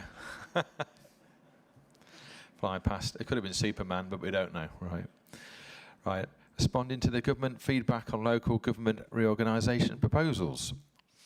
The next pre-decision scrutiny report can be found between pages 81 and 100 of the agenda pack. This report summarises the progress made so far in the local government reorganisation process and seeks agreement and support from the meeting to develop and submit a single business case support proposal for Lincolnshire by the 28th of November 25. The executive are due to consider the report for a decision on the 8th of July. The actions that members of the Overview and Scrutiny Management Board consider the report and determine whether members support the recommendations to the executive as set out on page 83 and agree that the board's comments to be passed on to the executive in relation to this item. This report will be presented by Claire Rowley, Head of Transformation. Thank you, Claire. Thank you, Chairman, and good morning, meeting. What we've provided as part of the paper is some background and context to obviously the decision that we're seeking from Executive on the 8th of July. So on the 5th of February 2025, the Minister of State wrote to the leaders of Lincolnshire County Council, the City, District, Borough Councils, North Lincolnshire and North East Lincolnshire Councils, formally inviting them to submit proposals for a single tier of local government for the area. The letter set out the statutory basis for the invitation and also the criteria against which the proposals will be considered. There's 6 criteria and they're listed within the report. The proposal should seek to achieve for the whole area of Greater Lincolnshire concerned for the establishment of a single tier of government. The unitary local government must be the right size to achieve efficiencies, improve capacity and also withstand financial shocks. Unitary structures must prioritise the delivery of high quality and sustainable public services to citizens, so for example children's, adults and also our health services. Proposals should show how councils in the area have sought to work together in coming to a view that meets local needs and also is informed by local views. And the new unitary structures must support our devolution arrangements and should also enable stronger community engagement and deliver genuine opportunity for neighbourhood empowerment. We've outlined in the report how Lincolnshire County Council submitted an interim plan which contained 2 options for a single tier of government following debate at full council on the 21st of March 2025. We've subsequently received feedback So we've received feedback to the Greater Lincolnshire Chief Execs from MHCLG. This came on the 3rd of June. Whilst the feedback has not requested any of the interim plans put forward or withdrawn, there are clear expectations set out to all local authorities within Lincolnshire to ensure that there is effective collaboration between all councils, encouraging the continuation of building those strong relationships and also agreeing ways of working, including around effective data sharing, and that this will support the development of a robust shared evidence base to underpin the final proposal. That final proposals should use the same assumptions and the same data sets, that they should set out the data and evidence that supports all the outcomes included and how well they meet the 6 assessment criteria in the invitation letter. And finally, that consideration is given to an options appraisal that will help demonstrate why the proposed approach in the round best meets the assessment. So as already set out by the Chair, Overview and Scrutiny Management Board is invited to consider the report. There's also 2 appendices to the report, and a number of background documents are set out also, and also provide those additional comments to be passed on to the Executive. So happy to take questions, Chair. Thank you, Claire.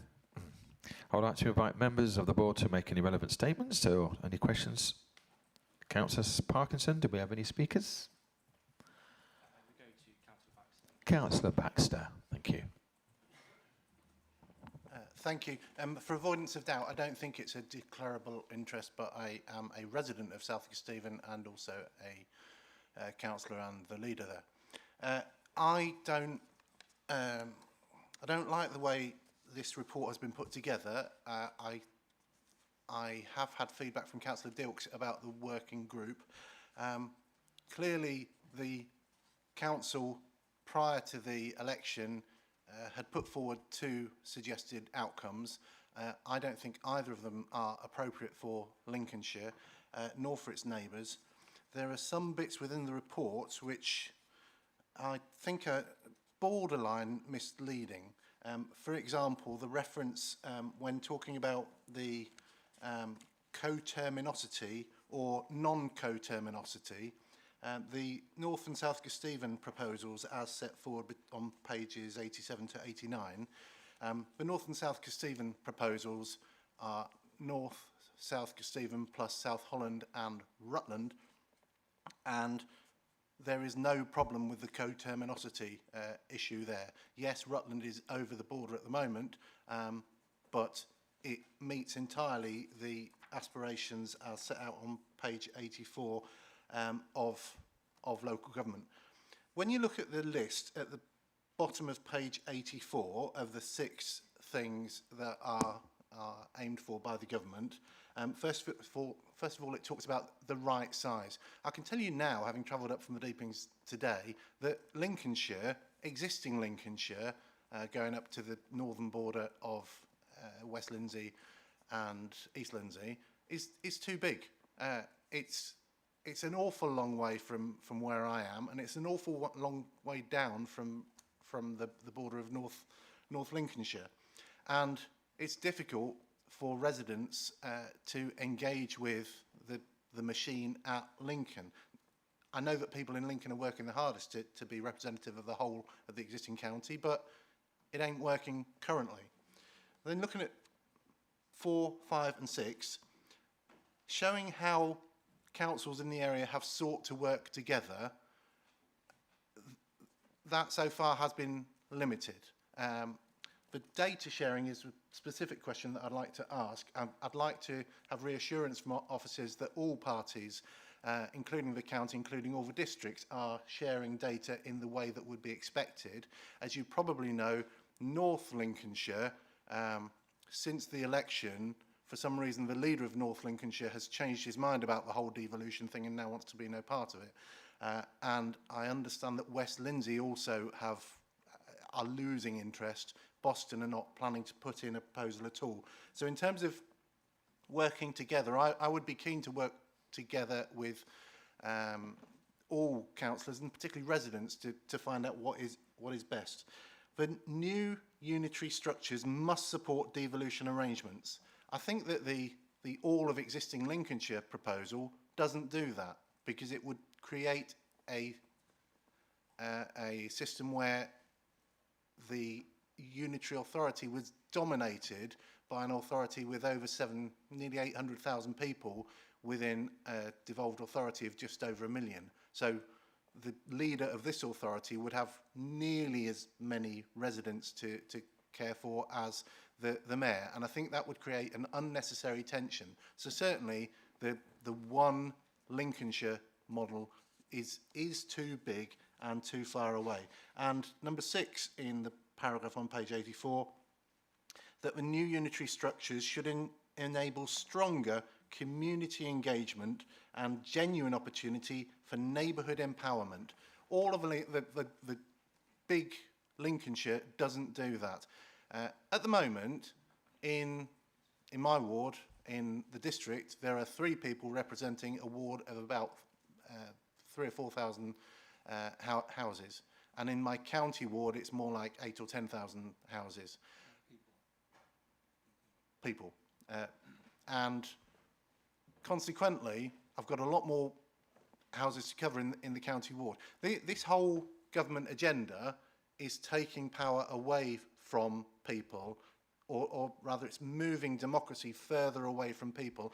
And all of us, when this goes through, however it goes through, we're all going to have a lot more work. The number of councillors in Buckinghamshire went down from over 200 to less than 100, but all the casework will remain the same.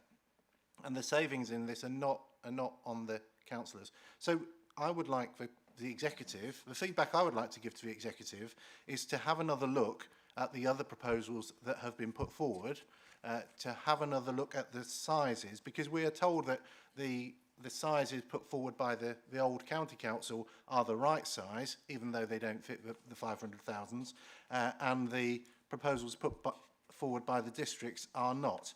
So, yeah, I disagree.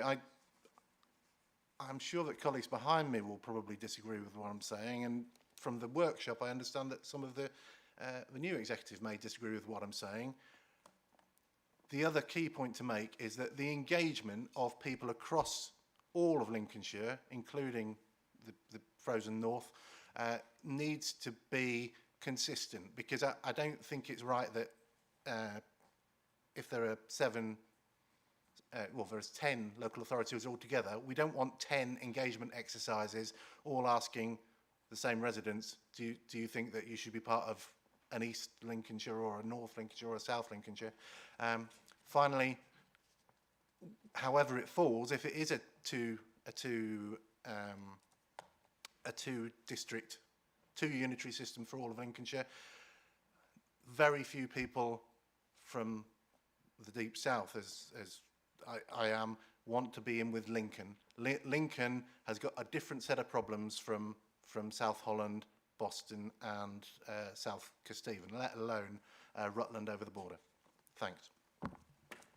Thank you. Councillor Baxter, would you like to come back? Yeah, certainly. So I think I've noted everything down by Councillor Baxter, but please let me know if I've missed anything. So firstly, with reference to coterminosity, what we've found from a number of the 3 council options is that they are not aligning with the districts. Fully recognise what you're saying about the NK and South K proposal, but taken in Rutland is obviously outside of Lincolnshire. In addition to that, the coterminosity is also in relation to our wider public services, so health and police, and also our fire authority, which including Rutland means that it is not. So that's why we've made reference in the report to that. On the right side, the 500,000, and we've mentioned this a number of times, it is, as you pointed out quite rightly, one of 6 criteria that's been put forward. There isn't a weighting on the 6 criteria. They should all be evaluated and analysed in the round for the decision to be made. And the 500,000 is not a target either, it's a guiding principle. And the Minister did set that out in his letter in February, that as a guiding principle, new council should aim for 500,000, but there are scenarios where 500,000 and that figure does not make sense, and that will be taken into account and be as part of the proposals put forward. Your third point on data sharing, we've been very clear from the outset as a local authority that we need, and we're really encouraged to work with our colleagues across the other the district, the borough councils, and also with North and North East Lincolnshire unitary authorities. Data was shared in the production of the interim plan, but obviously the requirements for the business case proposal submission in November are different. So we are working through that with our districts and unitary council colleagues. We have a data sharing framework that we will agree, and we've got the requirements for what we need for our business case proposals. So I can come back on that to tell you where we're... At the moment, yes, and I can report back if there's any issues, if that's okay with you there. Then on the kind of what is best for our residents, we will absolutely be conducting public engagement as part of this process. I think it's probably worth pointing out, just for those that aren't aware, so unlike devolution, where it was our responsibility to undertake a meaningful consultation, the consultation for local government reorganisation is undertaken by the Secretary of State. but we have to, and we absolutely want to ensure that we conduct meaningful engagement within Lincolnshire, and that is planned for. And we are also, again, talking with our colleagues, our communications lead across the different councils as to how we can best manage that. But that is absolutely key to our proposal, and also assuring the government that our public do and the residents do support the proposal put forward. I think the last one, so that includes the engagement, the supporting devolution arrangements. We believe it does. So we believe the option 1 and option 2, and as that's set out in the report and the paper and the interim plan as agreed in March, those proposals put forward do support the devolution arrangements that already exist within Lincolnshire, is what I would say there. And then on your point around new unitary structures enabling stronger community engagement and neighbourhood empowerment, again, we will do that public engagement to ensure the citizens, the residents' voice is heard. We'll be going to various events so that we're engaging with our town, our parish councils, and that's a key element. The town, parish, and also that place leadership role is a key element of our business case proposal that my colleague Matt Garrard, Head of Policy, is also leading on. Has that answered everything, Councillor Baxter? Thank you, Claire. Councillor Baxter? Thank you. Yes, I hear what you're telling me. I still don't agree with it. The issue about coterminosity is, I think, misrepresented, not deliberately, but the North and South Stephen proposal is coterminous with existing boundaries, and there is an imbalance between the existing Lincolnshire and the two authorities in the north, which may end up being one authority in the north. But maybe my bigger issue is that if we're going out to public engagement and we are genuinely trying to find out how the people of the people of Cleethorpes, the people of Boston, the people of Grantham want to interact with government at a unitary status, then by picking a team at this stage and saying it is the declared preference of the administration at county that we stay as we are, existing Lincolnshire, and just suck up all the districts beneath us, then that's difficult to engage with if that's not what you actually want. I would rather that people in the engagement were given the choice of, you can either have existing Lincolnshire, which is good from the point of view of adult social care and so on, but less good in terms of being able to communicate with your local housing office, whatever. I think that people should be given a proper choice in the engagement rather than being told what the preferred outcome is. Thank you, Councillor Baxter. Councillor Gibson. Yeah, thank you, Chairman. Obviously, just to come in, I'm obviously going to listen to the whole debate and listen to the points you're putting forward. The criteria was set and given to us, this council, last year. The criteria was set and districts and this council had the opportunity to put their own proposals forward. I'm not sure that any of the proposals fitted the criteria exactly, because there's a lot of criteria. Whatever happens, this is going to the Secretary of State and he will make the decision, not us. And I'm reluctant to say, but I'm going to have to reference Councillor Hill from earlier this year. We're not here to discuss what we think is good for our districts. We've got to submit what is best, or an option for the county. There's two options in front of us, in front of yourselves. We're choosing from one of those options, not from the 8, I'm afraid. As a district leader, you have the ability to put in your own option, and I'm sure you will. But as I said, it'll be the Secretary of State that we're choosing. If you don't like Lincoln in with the South, that rules out one of your options, so I guess you're narrowed. But that is where we're up to currently. Thank you, Councillor Gibson. Councillor Corey. Thank you. Just a couple of points. The point raised by Councillor Gibson there, that's really interesting. Thank you for raising it. And by county, obviously you mean the people of the county, not the institution of the county council. And I think that's a really good point that you've made and a really important distinction to make. So thank you for raising that. And on the points in the paper and some of the points made by our colleague Councillor Baxter. We need to set aside our personal or party political preferences and our personal ambitions and put the needs of our residents, the residents of the county council and the residents of by extension, North and North East Lincolnshire at the heart of our governance model. It's not what we want personally, and this has to be based on efficiencies, capabilities of delivering those services. On Councillor Baxter's specific point about the number of councillors who will represent our constituents in a future unitary authority and whatever that may look like, I can't imagine any council taxpayer being unhappy about having fewer councillors, Chairman. Thank you, Councillor Corey. Councillor Beecham. Thank you, Chairman. This really comes from concerns that have been expressed to me that I hadn't realised before. Can we ask, as we're considering all these things, can we consider the potential implications for the fire and rescue service?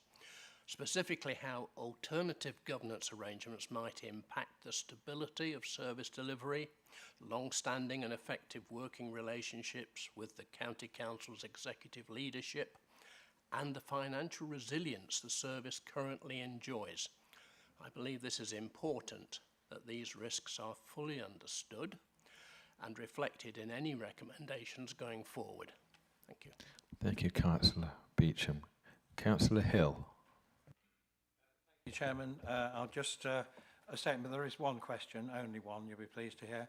I mean, obviously, as has been laid out, we are the criteria and we submitted 2 options, and now the government is saying that they would like 1 option and hopefully 1 option for the whole area, which I think will be highly optimistic. So in terms of what's been presented, I would support the proposals. I think it makes sense in terms of what matters for the residents. And I think we need to remember here that the big services, the social care, highways, children's services, and all of those, to disrupt those would be highly dangerous. And we know from elsewhere that a lot of councils, particularly smaller unitary councils, are really in big trouble, both in terms of finance and in terms of performance, because they are struggling to deliver those big services.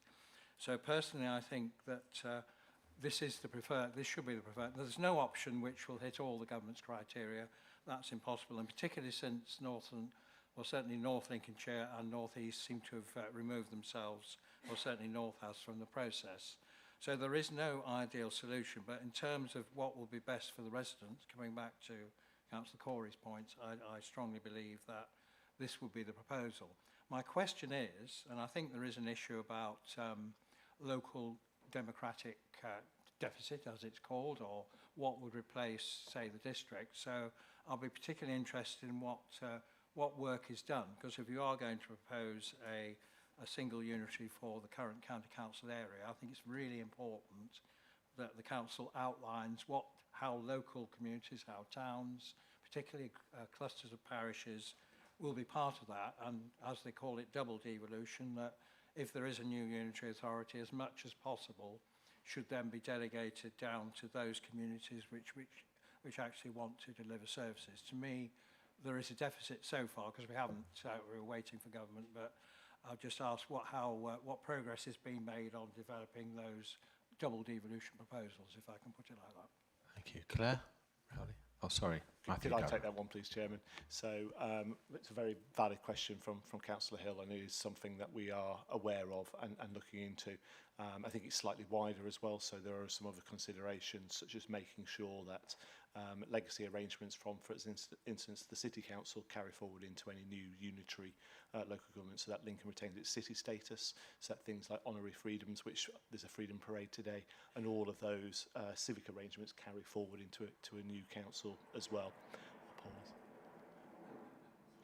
Speaking of it, it's something that we have a work stream around, and as councillors will know, at your last full council meeting you agreed to set up a member working group. That's informed the report today, and one of the items that will be coming forward through that member working group is around looking at those local arrangements, opportunities for new town and parish councils, opportunities for devolution to existing town and parish councils, and it's something that we very much want to have significant member involvement in through that group to make sure that we get those arrangements right.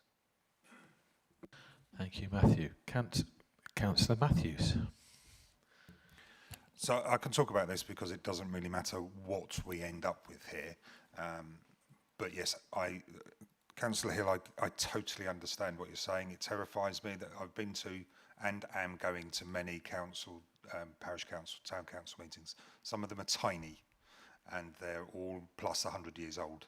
And there is no way that they could cope with the work that they're going to be expected to do. So I am very, very aware of it.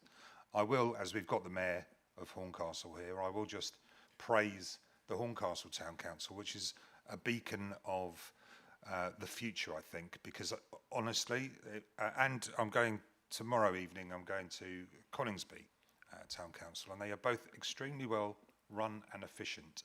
And that is where I hope we can set up an idea of what we want for the future. And it might be that we need to cluster parishes together, and that might not go down very well, but the reality is we can't have a deficit of democracy like we would end up with, no matter which of the options that we end up with. Thank you, Chairman. Councillor Parkinson. Thank you, Chair. I'd just like to come back to the point raised by Councillor Baxter around the issue of democracy. I completely agree. There is a real concern around the people's ability to have representation with the move to devolution. Unfortunately, I think we find ourselves with a government that has no respect for democracy at this stage. As we've seen from a number of cancelled elections that have happened throughout the country, we're very lucky that we were allowed to have it in this county. But I think we have to understand the reality of the situation. This government is not concerned. Their ability to manage devolution, I think, is probably a concern shared by most people as well. This government is not capable of doing anything, let alone trying to manage such a difficult transition into devolution. I hope it doesn't happen under this administration, the government, I mean, in that they do not know what they're doing.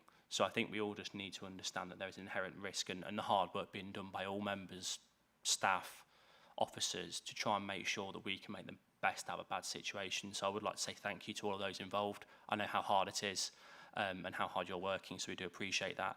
I would also like to ask, when it comes to option B, it seems to me as though it presents quite a high risk and low reward proposal. We're wanting to make sure we maintain those services. We're not putting young children, vulnerable adults at risk. So if you just enlighten me, option B, it reads to me as though it does present significant risks to those essential services in this county. Thank you. Claire, would you like to reply? Yep, certainly. Thank you. So you're absolutely right. What happens with option one, it will guard against the challenges of disaggregation of those key public services. So the children's services, our adult care and community wellbeing, highways, public health, and also as Lincolnshire County Council, we're a fire and rescue authority. Option one also ensures alignment with our police and our health services across Lincolnshire, and hopefully everyone's seen across pages 89 and 90 in the report, it does outline the challenges and impacts of that disaggregation and what we'd face if we went for option 2. Thank you. Councillor Davis. Yeah, thank you. I mean, it's nice to be in support. I completely agree with what colleagues on the left are saying. Physically, oh, come on, that was too easy. Yeah, very left wing. And it's true. And a couple of points I'd make is, and I feel like I ought to speak on behalf of Debbie Barnes, because the working group was really useful.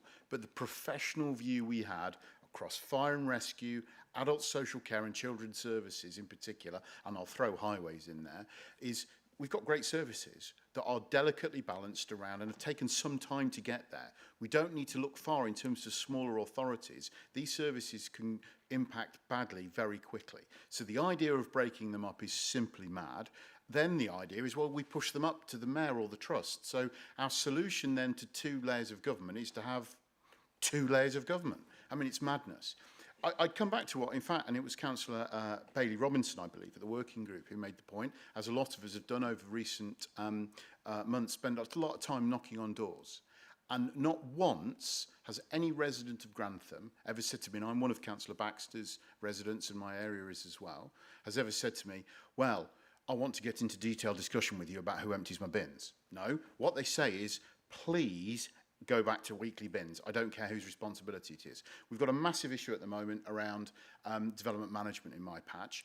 My residents don't care that it's not a county council function. They just want to know why the litter bins are never emptied. They want to know why the planning enforcement seems to be hit and miss at best. Now, I'm not directing these particularly at the district council, but it's representative of the issues that people feel. It is just the council.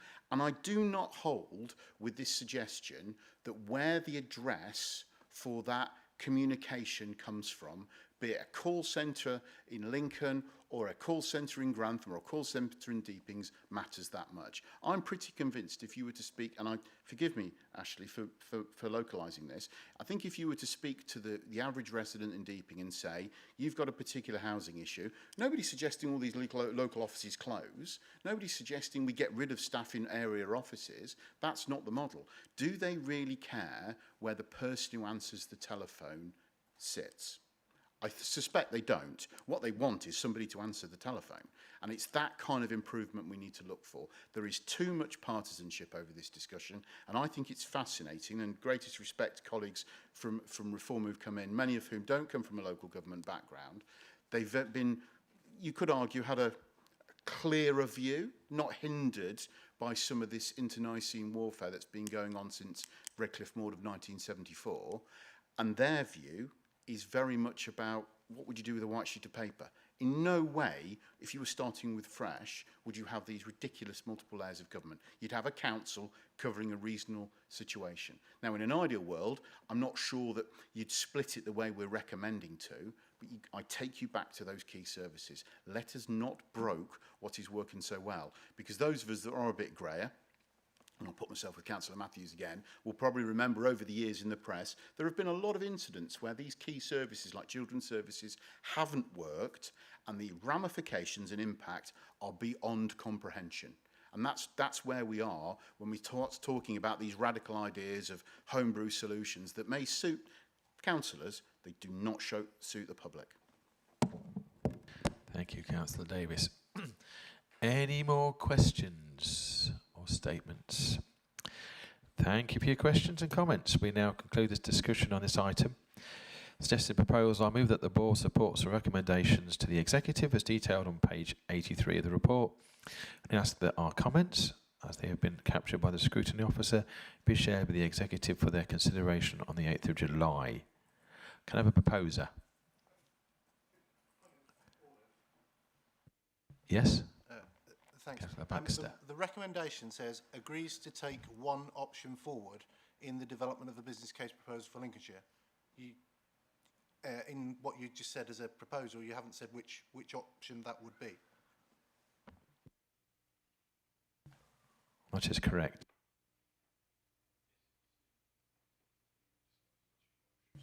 It's a decision by the executive which option to actually put forward.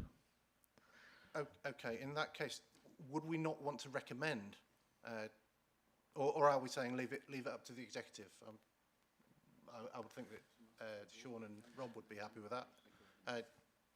We can make a recommendation. I mean, my opinion is neither of them are right, but other people might prefer one or the other.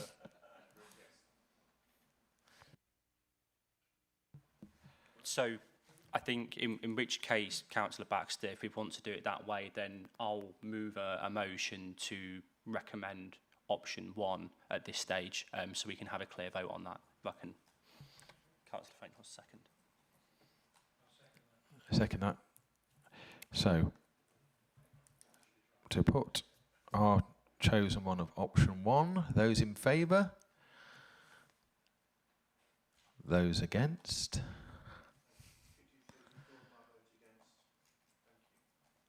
And any abstentions? Thank you. That's carried. Right. Item number 10. the Treasury Management Annual Report for 2024-25. The next scrutiny report can be found between pages 81 and 100 of the agenda pack.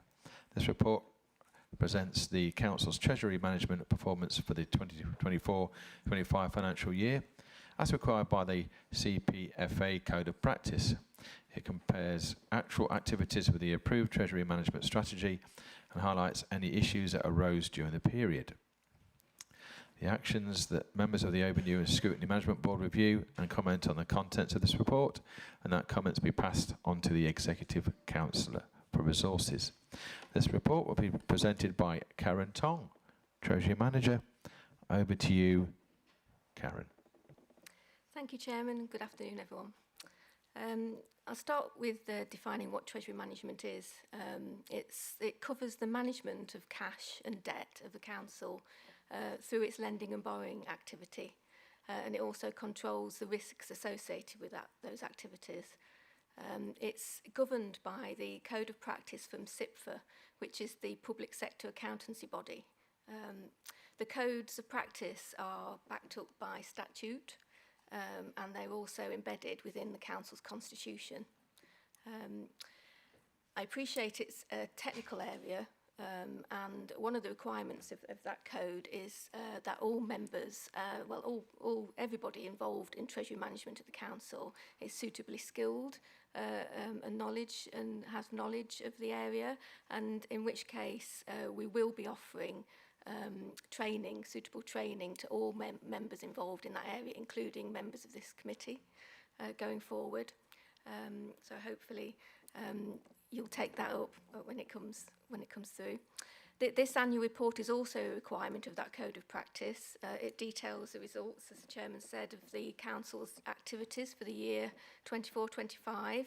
It compares that activity to the approved Treasury Management strategy for the year that was approved back in March 24. I'm pleased to say that joining me today is Robert Baxter, who is from MUFG Corporate Markets, and they are our current Treasury Management advisors. And he's here today to comment on our performance after I've summarised the report. I usually break down my reports into sort of three distinct areas, starting with the economy and interest rates, going over Treasury, and then going over long-term borrowing. The detail in the report you'll find in the report and the associated appendices. I'll just cover the key point summary from that report today, and then welcome any questions. The interest rate and economy really throughout 24-25 has been dominated by persistent inflationary and global uncertainties. The movement in short-term and long-term rates have reflected this. Short-term rates have fallen over that year and ended the year at 4.5%. This was not as quick a cut as previously expected. Long-term rates, in contrast, have risen significantly because they're based on gilt rates that the government issue. The UK growth, as you'd expect, has been modest at best due to the inflationary pressures. Moving on to investments and performance, investment balances are driven from the Council's surplus cash, and they have reduced over the year by around 20 million. Net of pension fund cash, which is also pooled within that surplus cash, that the Council surplus investment balances was only 114 million at the year end. The investment activity generated interest receipts of 7.3 million for the year, so it's a significant amount of interest earned on the surplus cash of the authority. This has fallen from 9.4 million in the previous year due to the falling investment balances as a whole. The fall in investment balances is a direct consequence of us using internal cash balances to support the unfinanced element of the committed capital programme over the year. And this using your internal cash balances is a term called internal borrowing. I'll go on to that in more detail in a moment. The council adopts, as you would expect, a low risk strategy when investing its surplus cash. We prioritise the security of the investment and liquidity needs over the return. But despite this low risk appetite, we've still managed to outperform the benchmark significantly by 0.52%. And the yield earned overall was 5.35% for the year on the investment portfolio. The council has also outperformed other MUFG benchmark comparators when we compare ourselves to those by some margin, despite our low risk profile taken, which is quite lower than several other of those comparators. So finally, moving on to long-term borrowing. I'll just mention why long-term borrowing is taken. It's to finance the capital plans of the council that haven't already been financed by cash resource, such as capital receipts, reserves, grants, and so forth. The council follows the CIPFA Prudential Code by setting prudential indicators to ensure that these capital plans and their costs are affordable, prudent and sustainable, and that's the mantra we're governed by. And I can confirm, as I think Michelle did earlier, that these prudential limits were all met during the year and there was no breaches. The capital financing requirement, or what's known as a CFR, is a prudential indicator within those codes. And it represents the council's underlying need to finance its capital expenditure plans by borrowing, or what's termed its borrowing requirement. And as I said earlier, that falls out from the unfinanced capital expenditure plans that have not been financed already by other means. So the result is your borrowing requirement. Now, this borrowing requirement can either be taken externally from external counterparties in the market, or, as I said earlier, it can be taken internally using your own cash resource of the authority. And the CFR stood at 700 million at the year end, and the report details that 459 million of this is external borrowing at the given balance sheet date, and 241 million is internal. So we've used 241 million over several years of our own cash resource to finance that capital expenditure programme. There's also a minimum revenue provision, or what's known as MRP, that we have to put aside each year to repay this debt, and this was 14.5 million during the year. This MRP reduces our CFR, hence, can you say, well, it's a technical area. So that reduces the CFR, and I can just confirm that there was no new external borrowing taken in 24-25, and hence internal borrowing increased by 24 million to meet the said borrowing requirements. And just finally, just to give you some notes on numbers, 8.3 million of existing debt matured during the year and was repaid. And this reduced the total cost of the council's external debt portfolio to just under 3.7%. And just to give you an equivalent market equivalent, the current market rates range between 4.5% to 6%, given on the term of the borrowing, to give a comparison. And the total interest cost on that borrowing that was paid in the year was just under 17 million. So I'd just like to move to Robert now, if you would just give a statement on our performance. Thank you. Thank you, Karen. I will also reiterate it is a very complicated area, as I'm sure you'll already see. Just by way of background, I work for MUFG, corporate markets, and have done for 6 years now, but my background was 17 years in local government finance.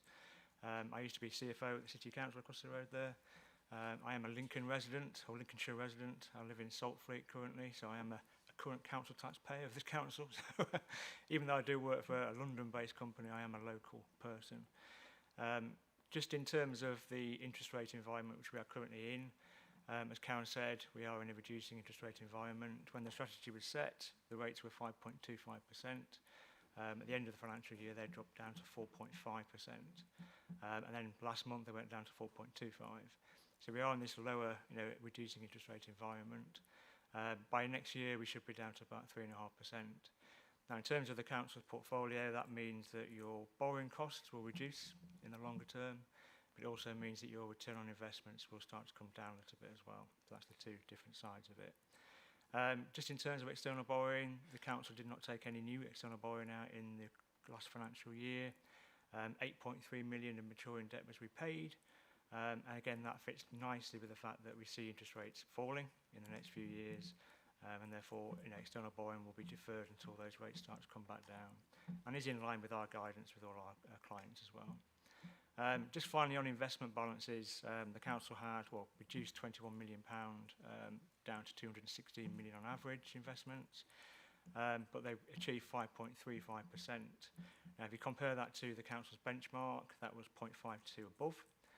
But also we do benchmarking groups with MUFG, and the council performed and was in the higher upper quartile and has been there for the last 4 years. So the council has performed very, very well in terms of investment return. So just finally for me, the council has done particularly well this year, done very, very well in terms of investment potential, and have deferred that borrowing off until rates start to come back down in the future. In terms of training and that sort of thing, I think Karen will be doing some training in the future.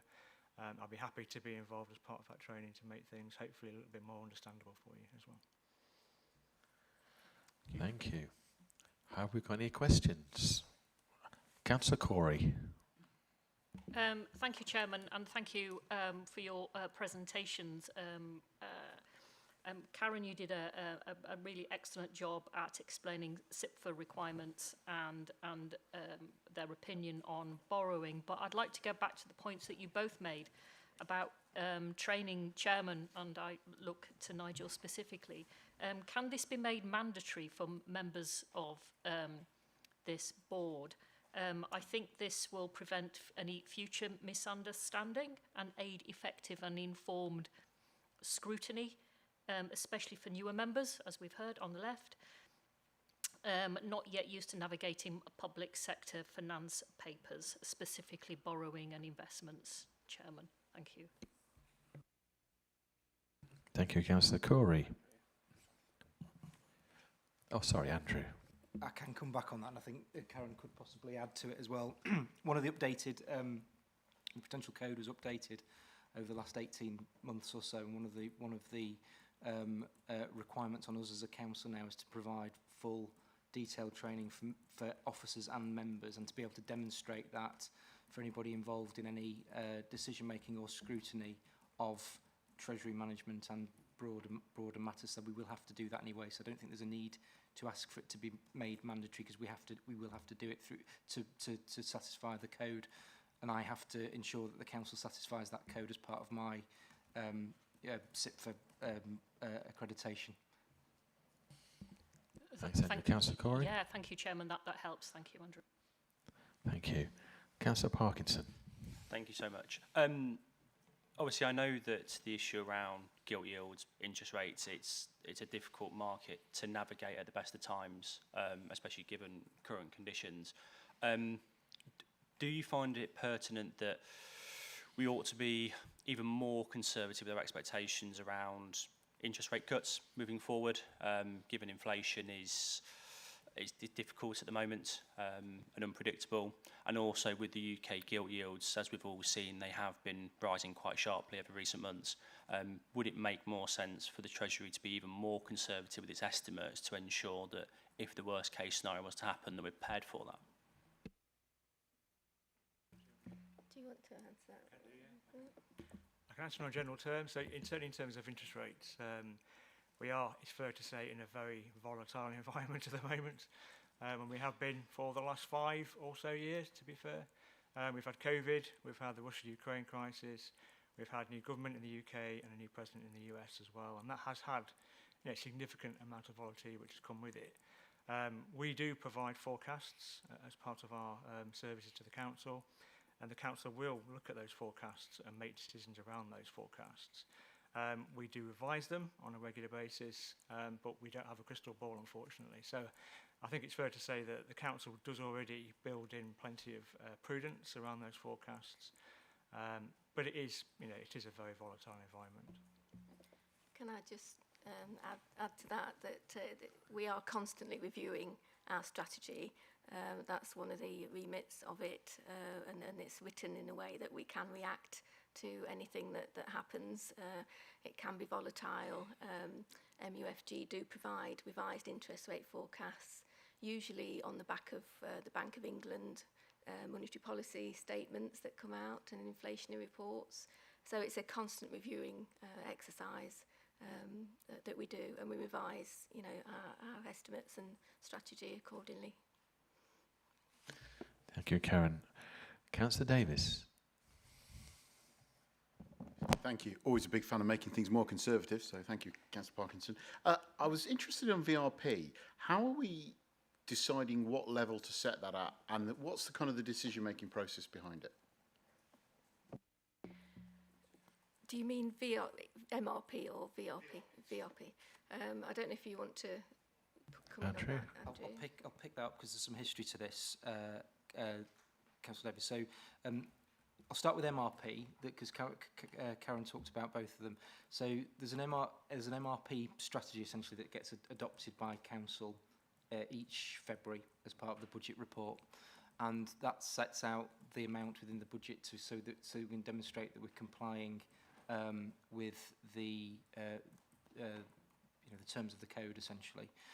About 4 or 5 years ago, when we, as a council, there was started to be commitments to things like North Highcombe Relief Road, Grantham Southern Relief Road, we undertook an exercise where we rebased the MRP and the interest budgets within the council. And part of that strategy that year was that any underspends that arose from in that capital financing budget space would be automatically credited to a VRP, which is why we've ended up with this balance of £66 million of already proactive overpayment of borrowing, which is set out in the report. Avoidance of borrowing in the report. So it's an established policy that's in the existing Treasury management and MRP strategy. Okay. Thank you, Councillor Hill. Thank you. I certainly would support the training issue. Local government finance is arcane, and Treasury management is arcane with knobs on. And I think, I'm, as part of the pension, thank you, Chair Leader, for putting me on the pension committee. I've got an appointment with Karen on Monday to have a training refresh for the pension committee, because that is compulsory. There is a massive overlap between what the pension committee does and Treasury management. I suppose the question I've got is that obviously it was good that no external borrowing, and it's good to have to manage the when interest rates are high. We have tried to avoid external borrowing and do internal instead. I suppose in terms of the investments, what I would say is it fair to say lacking in the report, although it's a reasonably positive provision above 5%, whatever above the target. There is no indication of the cost of the investment, for example, the cost of churning investments, and that can be quite substantial where every time you change. So I just wonder where, in future, whether it be in terms of scrutiny, there could be some a paragraph to say how much the cost was, how much external managers did that. So the committee, although the overall figure is good, how much of that how much higher would it been if, say, some of the costs of churn, the cost of changing managers would be different? So I'd just be interested in an answer on that. Karen. Yeah, thank you. There is minimal cost really, because the fund manager is myself, who is internal. So it's unlike the pension fund. We don't engage external fund managers. which come with administration costs. So all the costs of the service are internal costs within financial services. So I can't think of any direct costs, but we could we could sort of maybe look at what we can tease out. But there are no sort of external fund manager costs. Thank you. I think just to follow on from that, so the report lists where all of our investments are, and the majority are just banks. So bank money fund, market funds and things. So it's just us transferring money between the two. When you get to pensions committee, you will absolutely see cost of investment and that fund management and that element of the cost of investment. So pensions world, look forward to the training with Joe. Thank you. Councillor Parkinson. Thank you. Just a quick question around moving forward. Obviously, fantastic that we haven't looked at doing any external borrowing. Is there a concern that moving forward, as we continue to obviously utilise that cash, that we may have to look at external borrowing, and obviously then all the risks that become associated with that moving forward? Absolutely.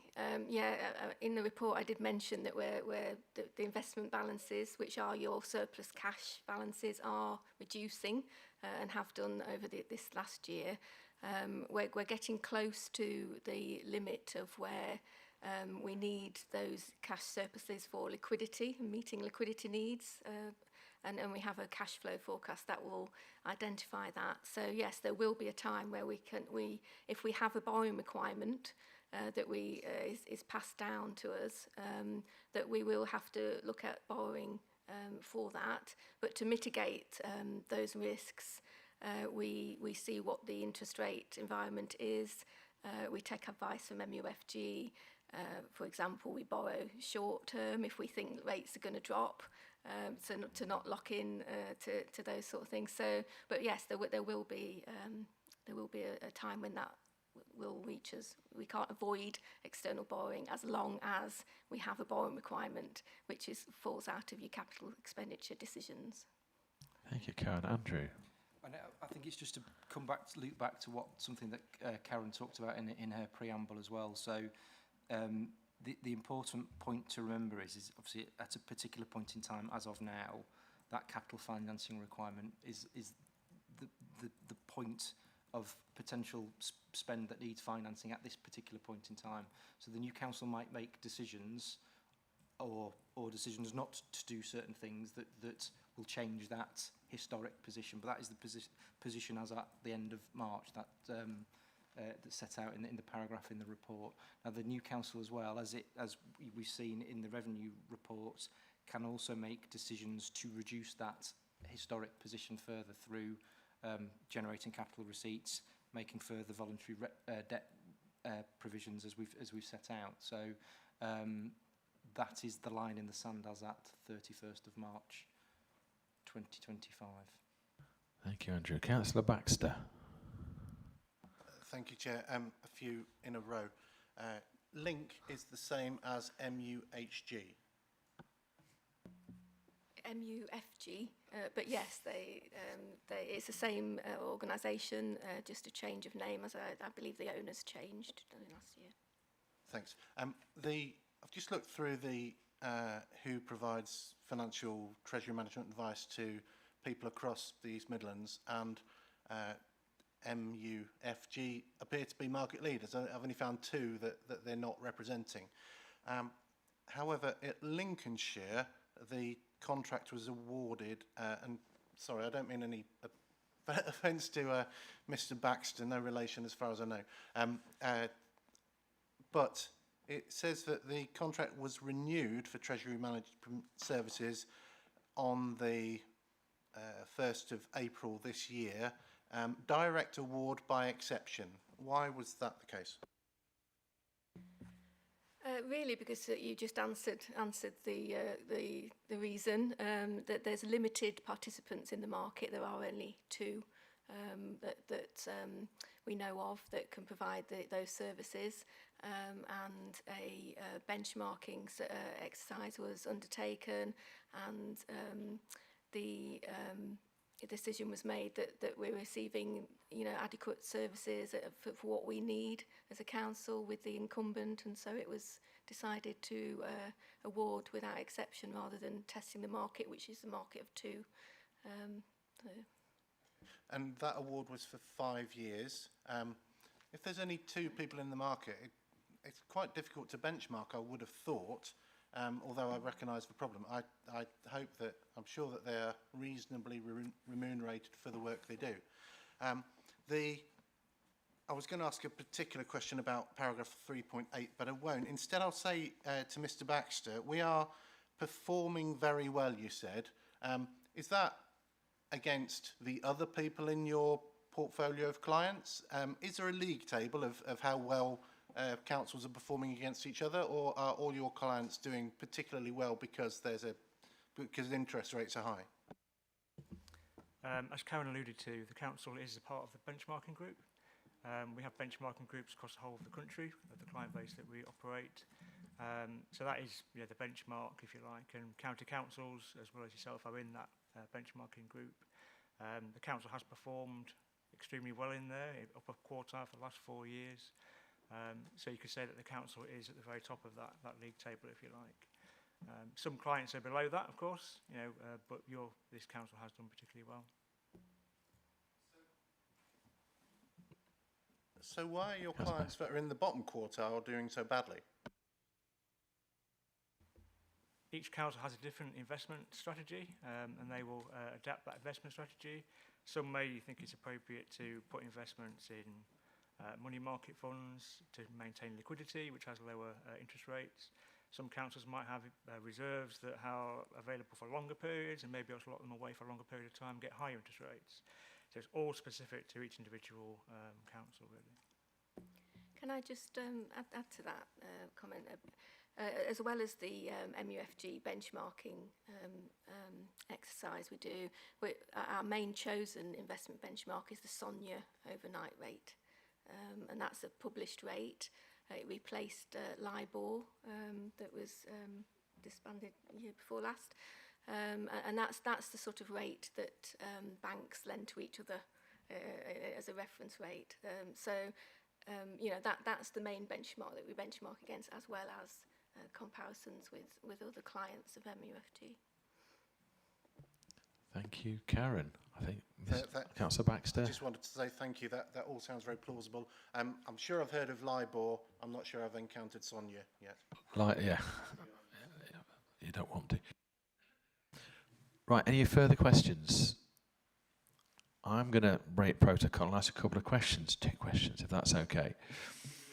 Individually. Internal borrowing. So we've lent ourselves money, which is always good. Have we charged ourselves interest?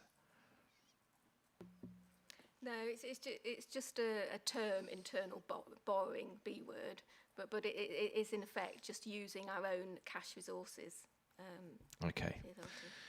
The future bypass, North Harcombe bypass, is that going to be funded by internal or external borrowing? The decision on what external borrowing isn't linked to any particular scheme of the programme. I'm given the borrowing requirement that's passed down from capital expenditure plans, and then it's in my remit to borrow in an amount, or internally or externally, depending on market conditions, interest rate environment, and so forth, and liquidity needs. There's a complete no link to specific schemes and whether we're borrowing for that one or whatever. I just look at the total borrowing requirement. Thank you, Karen. We'll go to Andrew. That's fine. It's a bit linked to that past question. Sorry, the answer I gave a minute ago around. I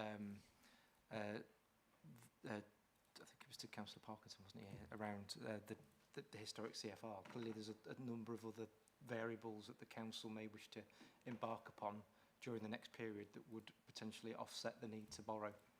But clearly that's for the new council to decide in any future treasury management and capital strategy as well, linked to just what Karen's just said. Thank you, Andrew. Michelle?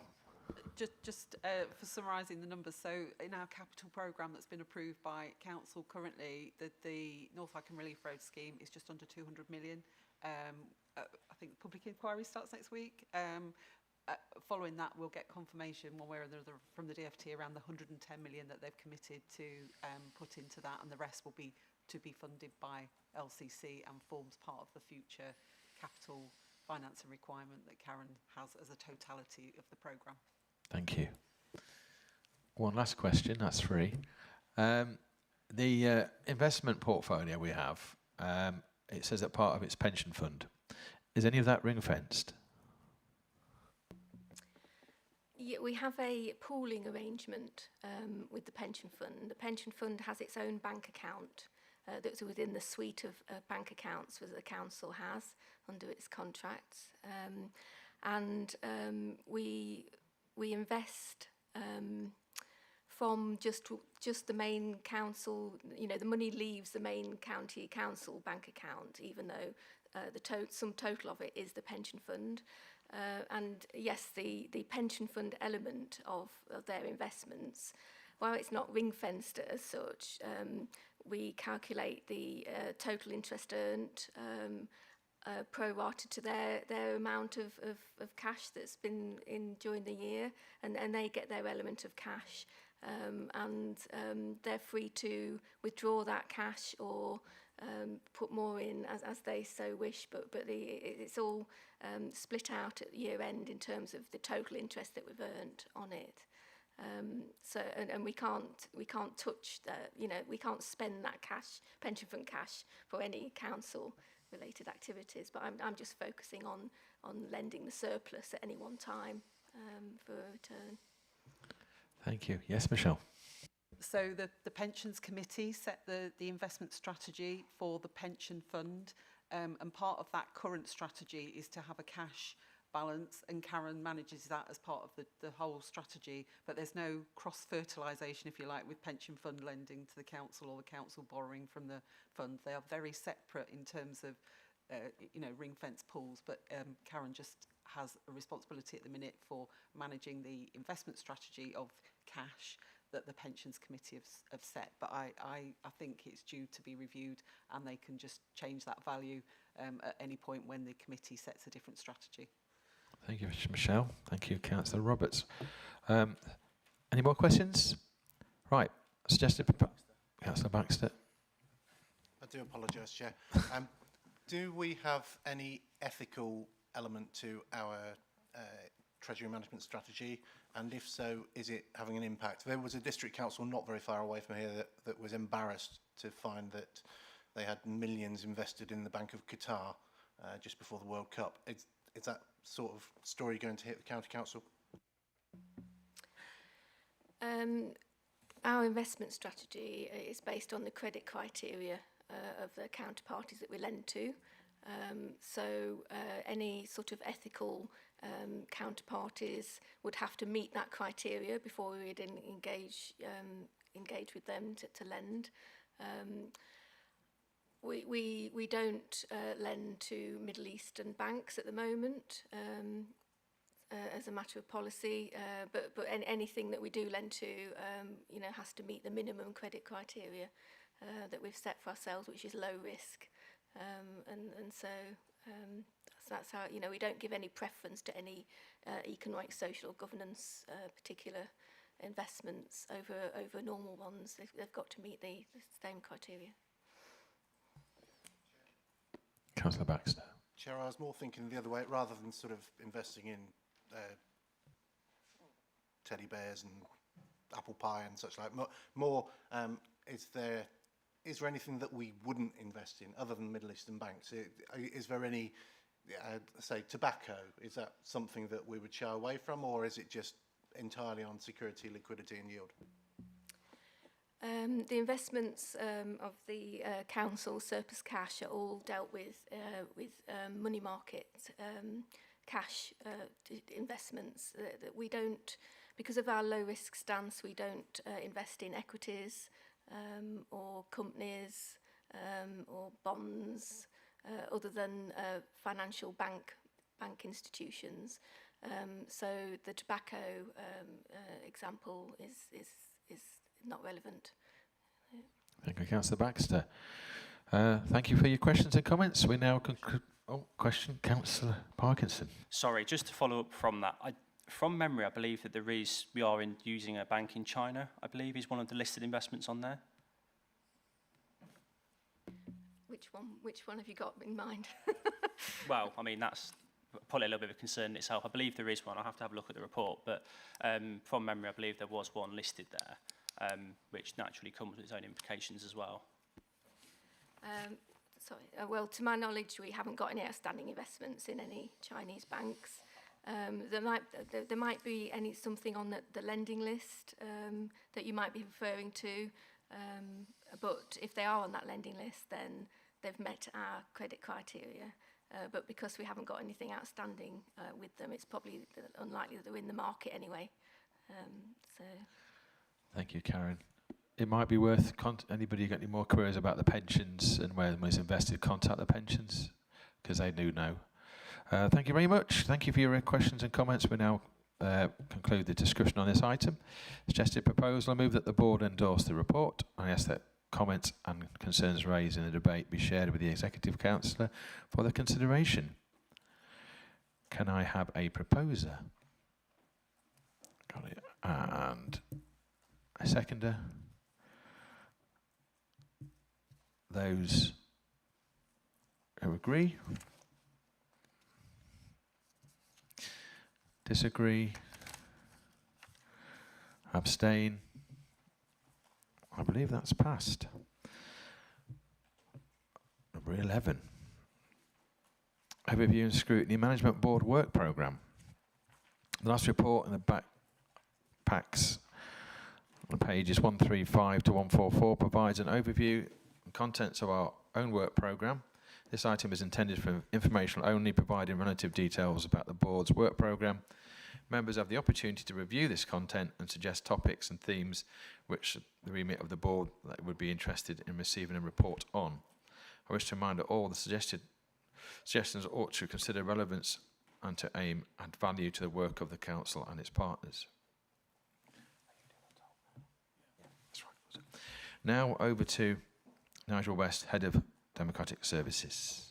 Thank you, Chairman. You'll be pleased to know this is for information only, really, but happy to take any questions. The work programme is set out on the papers, and happy to receive items for future work programmes. I believe we have Councillor Hill. Got a question? Two questions, Chairman. First one is that I note in September will be Transformation Programme update, Green Master Plan, and I'm sure that will be a very interesting debate. But I do also note that hitherto, and obviously it's a matter of choice, every month we had an update from the Transformation Programme, which is actually looking how to improve service. So I suppose the comment is does that mean that, because there are no other Transformation Programme reports which are listed, so I suppose the question is, does that mean that particular activity is now going to be discontinued with the exception of the Green Master Plan? Andrew.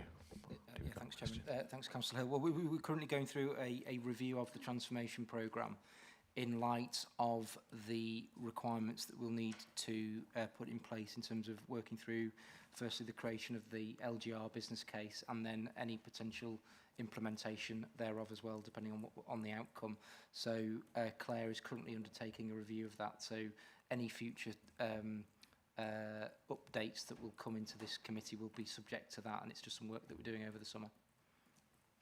And the second question is, well, two parts really. One is in terms of the budget. Well, there are actually three questions. Sorry. In terms of future budget proposals, where I mean, I see in November there is, or is it December indeed? I'm just wondering, in the light of, because it will be a three-year government comprehensive spending review, will there be any other opportunities for this Scrutiny Committee to actually scrutinise emerging proposals? And indeed, Andrew indicated that there is a sort of reserve list of savings, so will there be an opportunity for, before the December meeting, so there is time for the scrutiny comments to be actually acted upon. For that, will there be an opportunity to put that in? Andrew.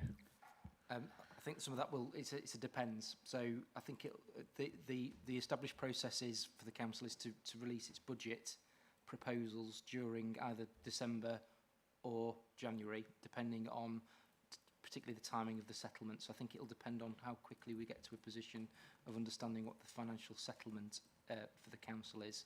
And I am hoping it's not a Christmas dinner celebration for me again like in previous years, but we shall see in terms of when that comes in.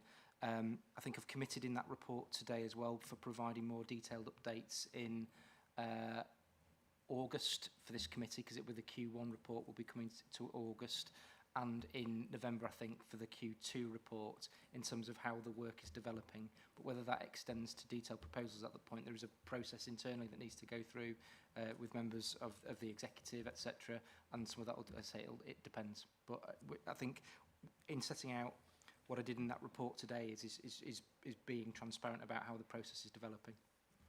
Thank you. And finally, I mean, in addition, obviously, hopefully if you remind members of the council, there is the issue of decisions made by the representatives on the mayoral combined authority, how the scrutiny arrangements will work for the county council. So hopefully work is being undertaken on that, so as we can scrutinise whatever decisions are deemed necessary in terms of transfer of responsibilities, shall we say. The main question is that, bearing in mind the leader's comments about if it is deemed necessary to bring in external advice, where would that fit into this programme of scrutiny reviews? So I don't see it anywhere on the programme at the moment. So if it were to happen, could I have some advice of which overview and scrutiny committee it would likely come to? Andrew. Again, I think that one's it's the most suitable one in the time, because there hasn't been a. We're talking hypotheticals at the moment still, as I said earlier. It doesn't feel appropriate to put something on the forward plan for scrutiny, but at the point that is known and that there's a decision-making process that needs to be ramped up, it will appear on a plan at that point. Yeah.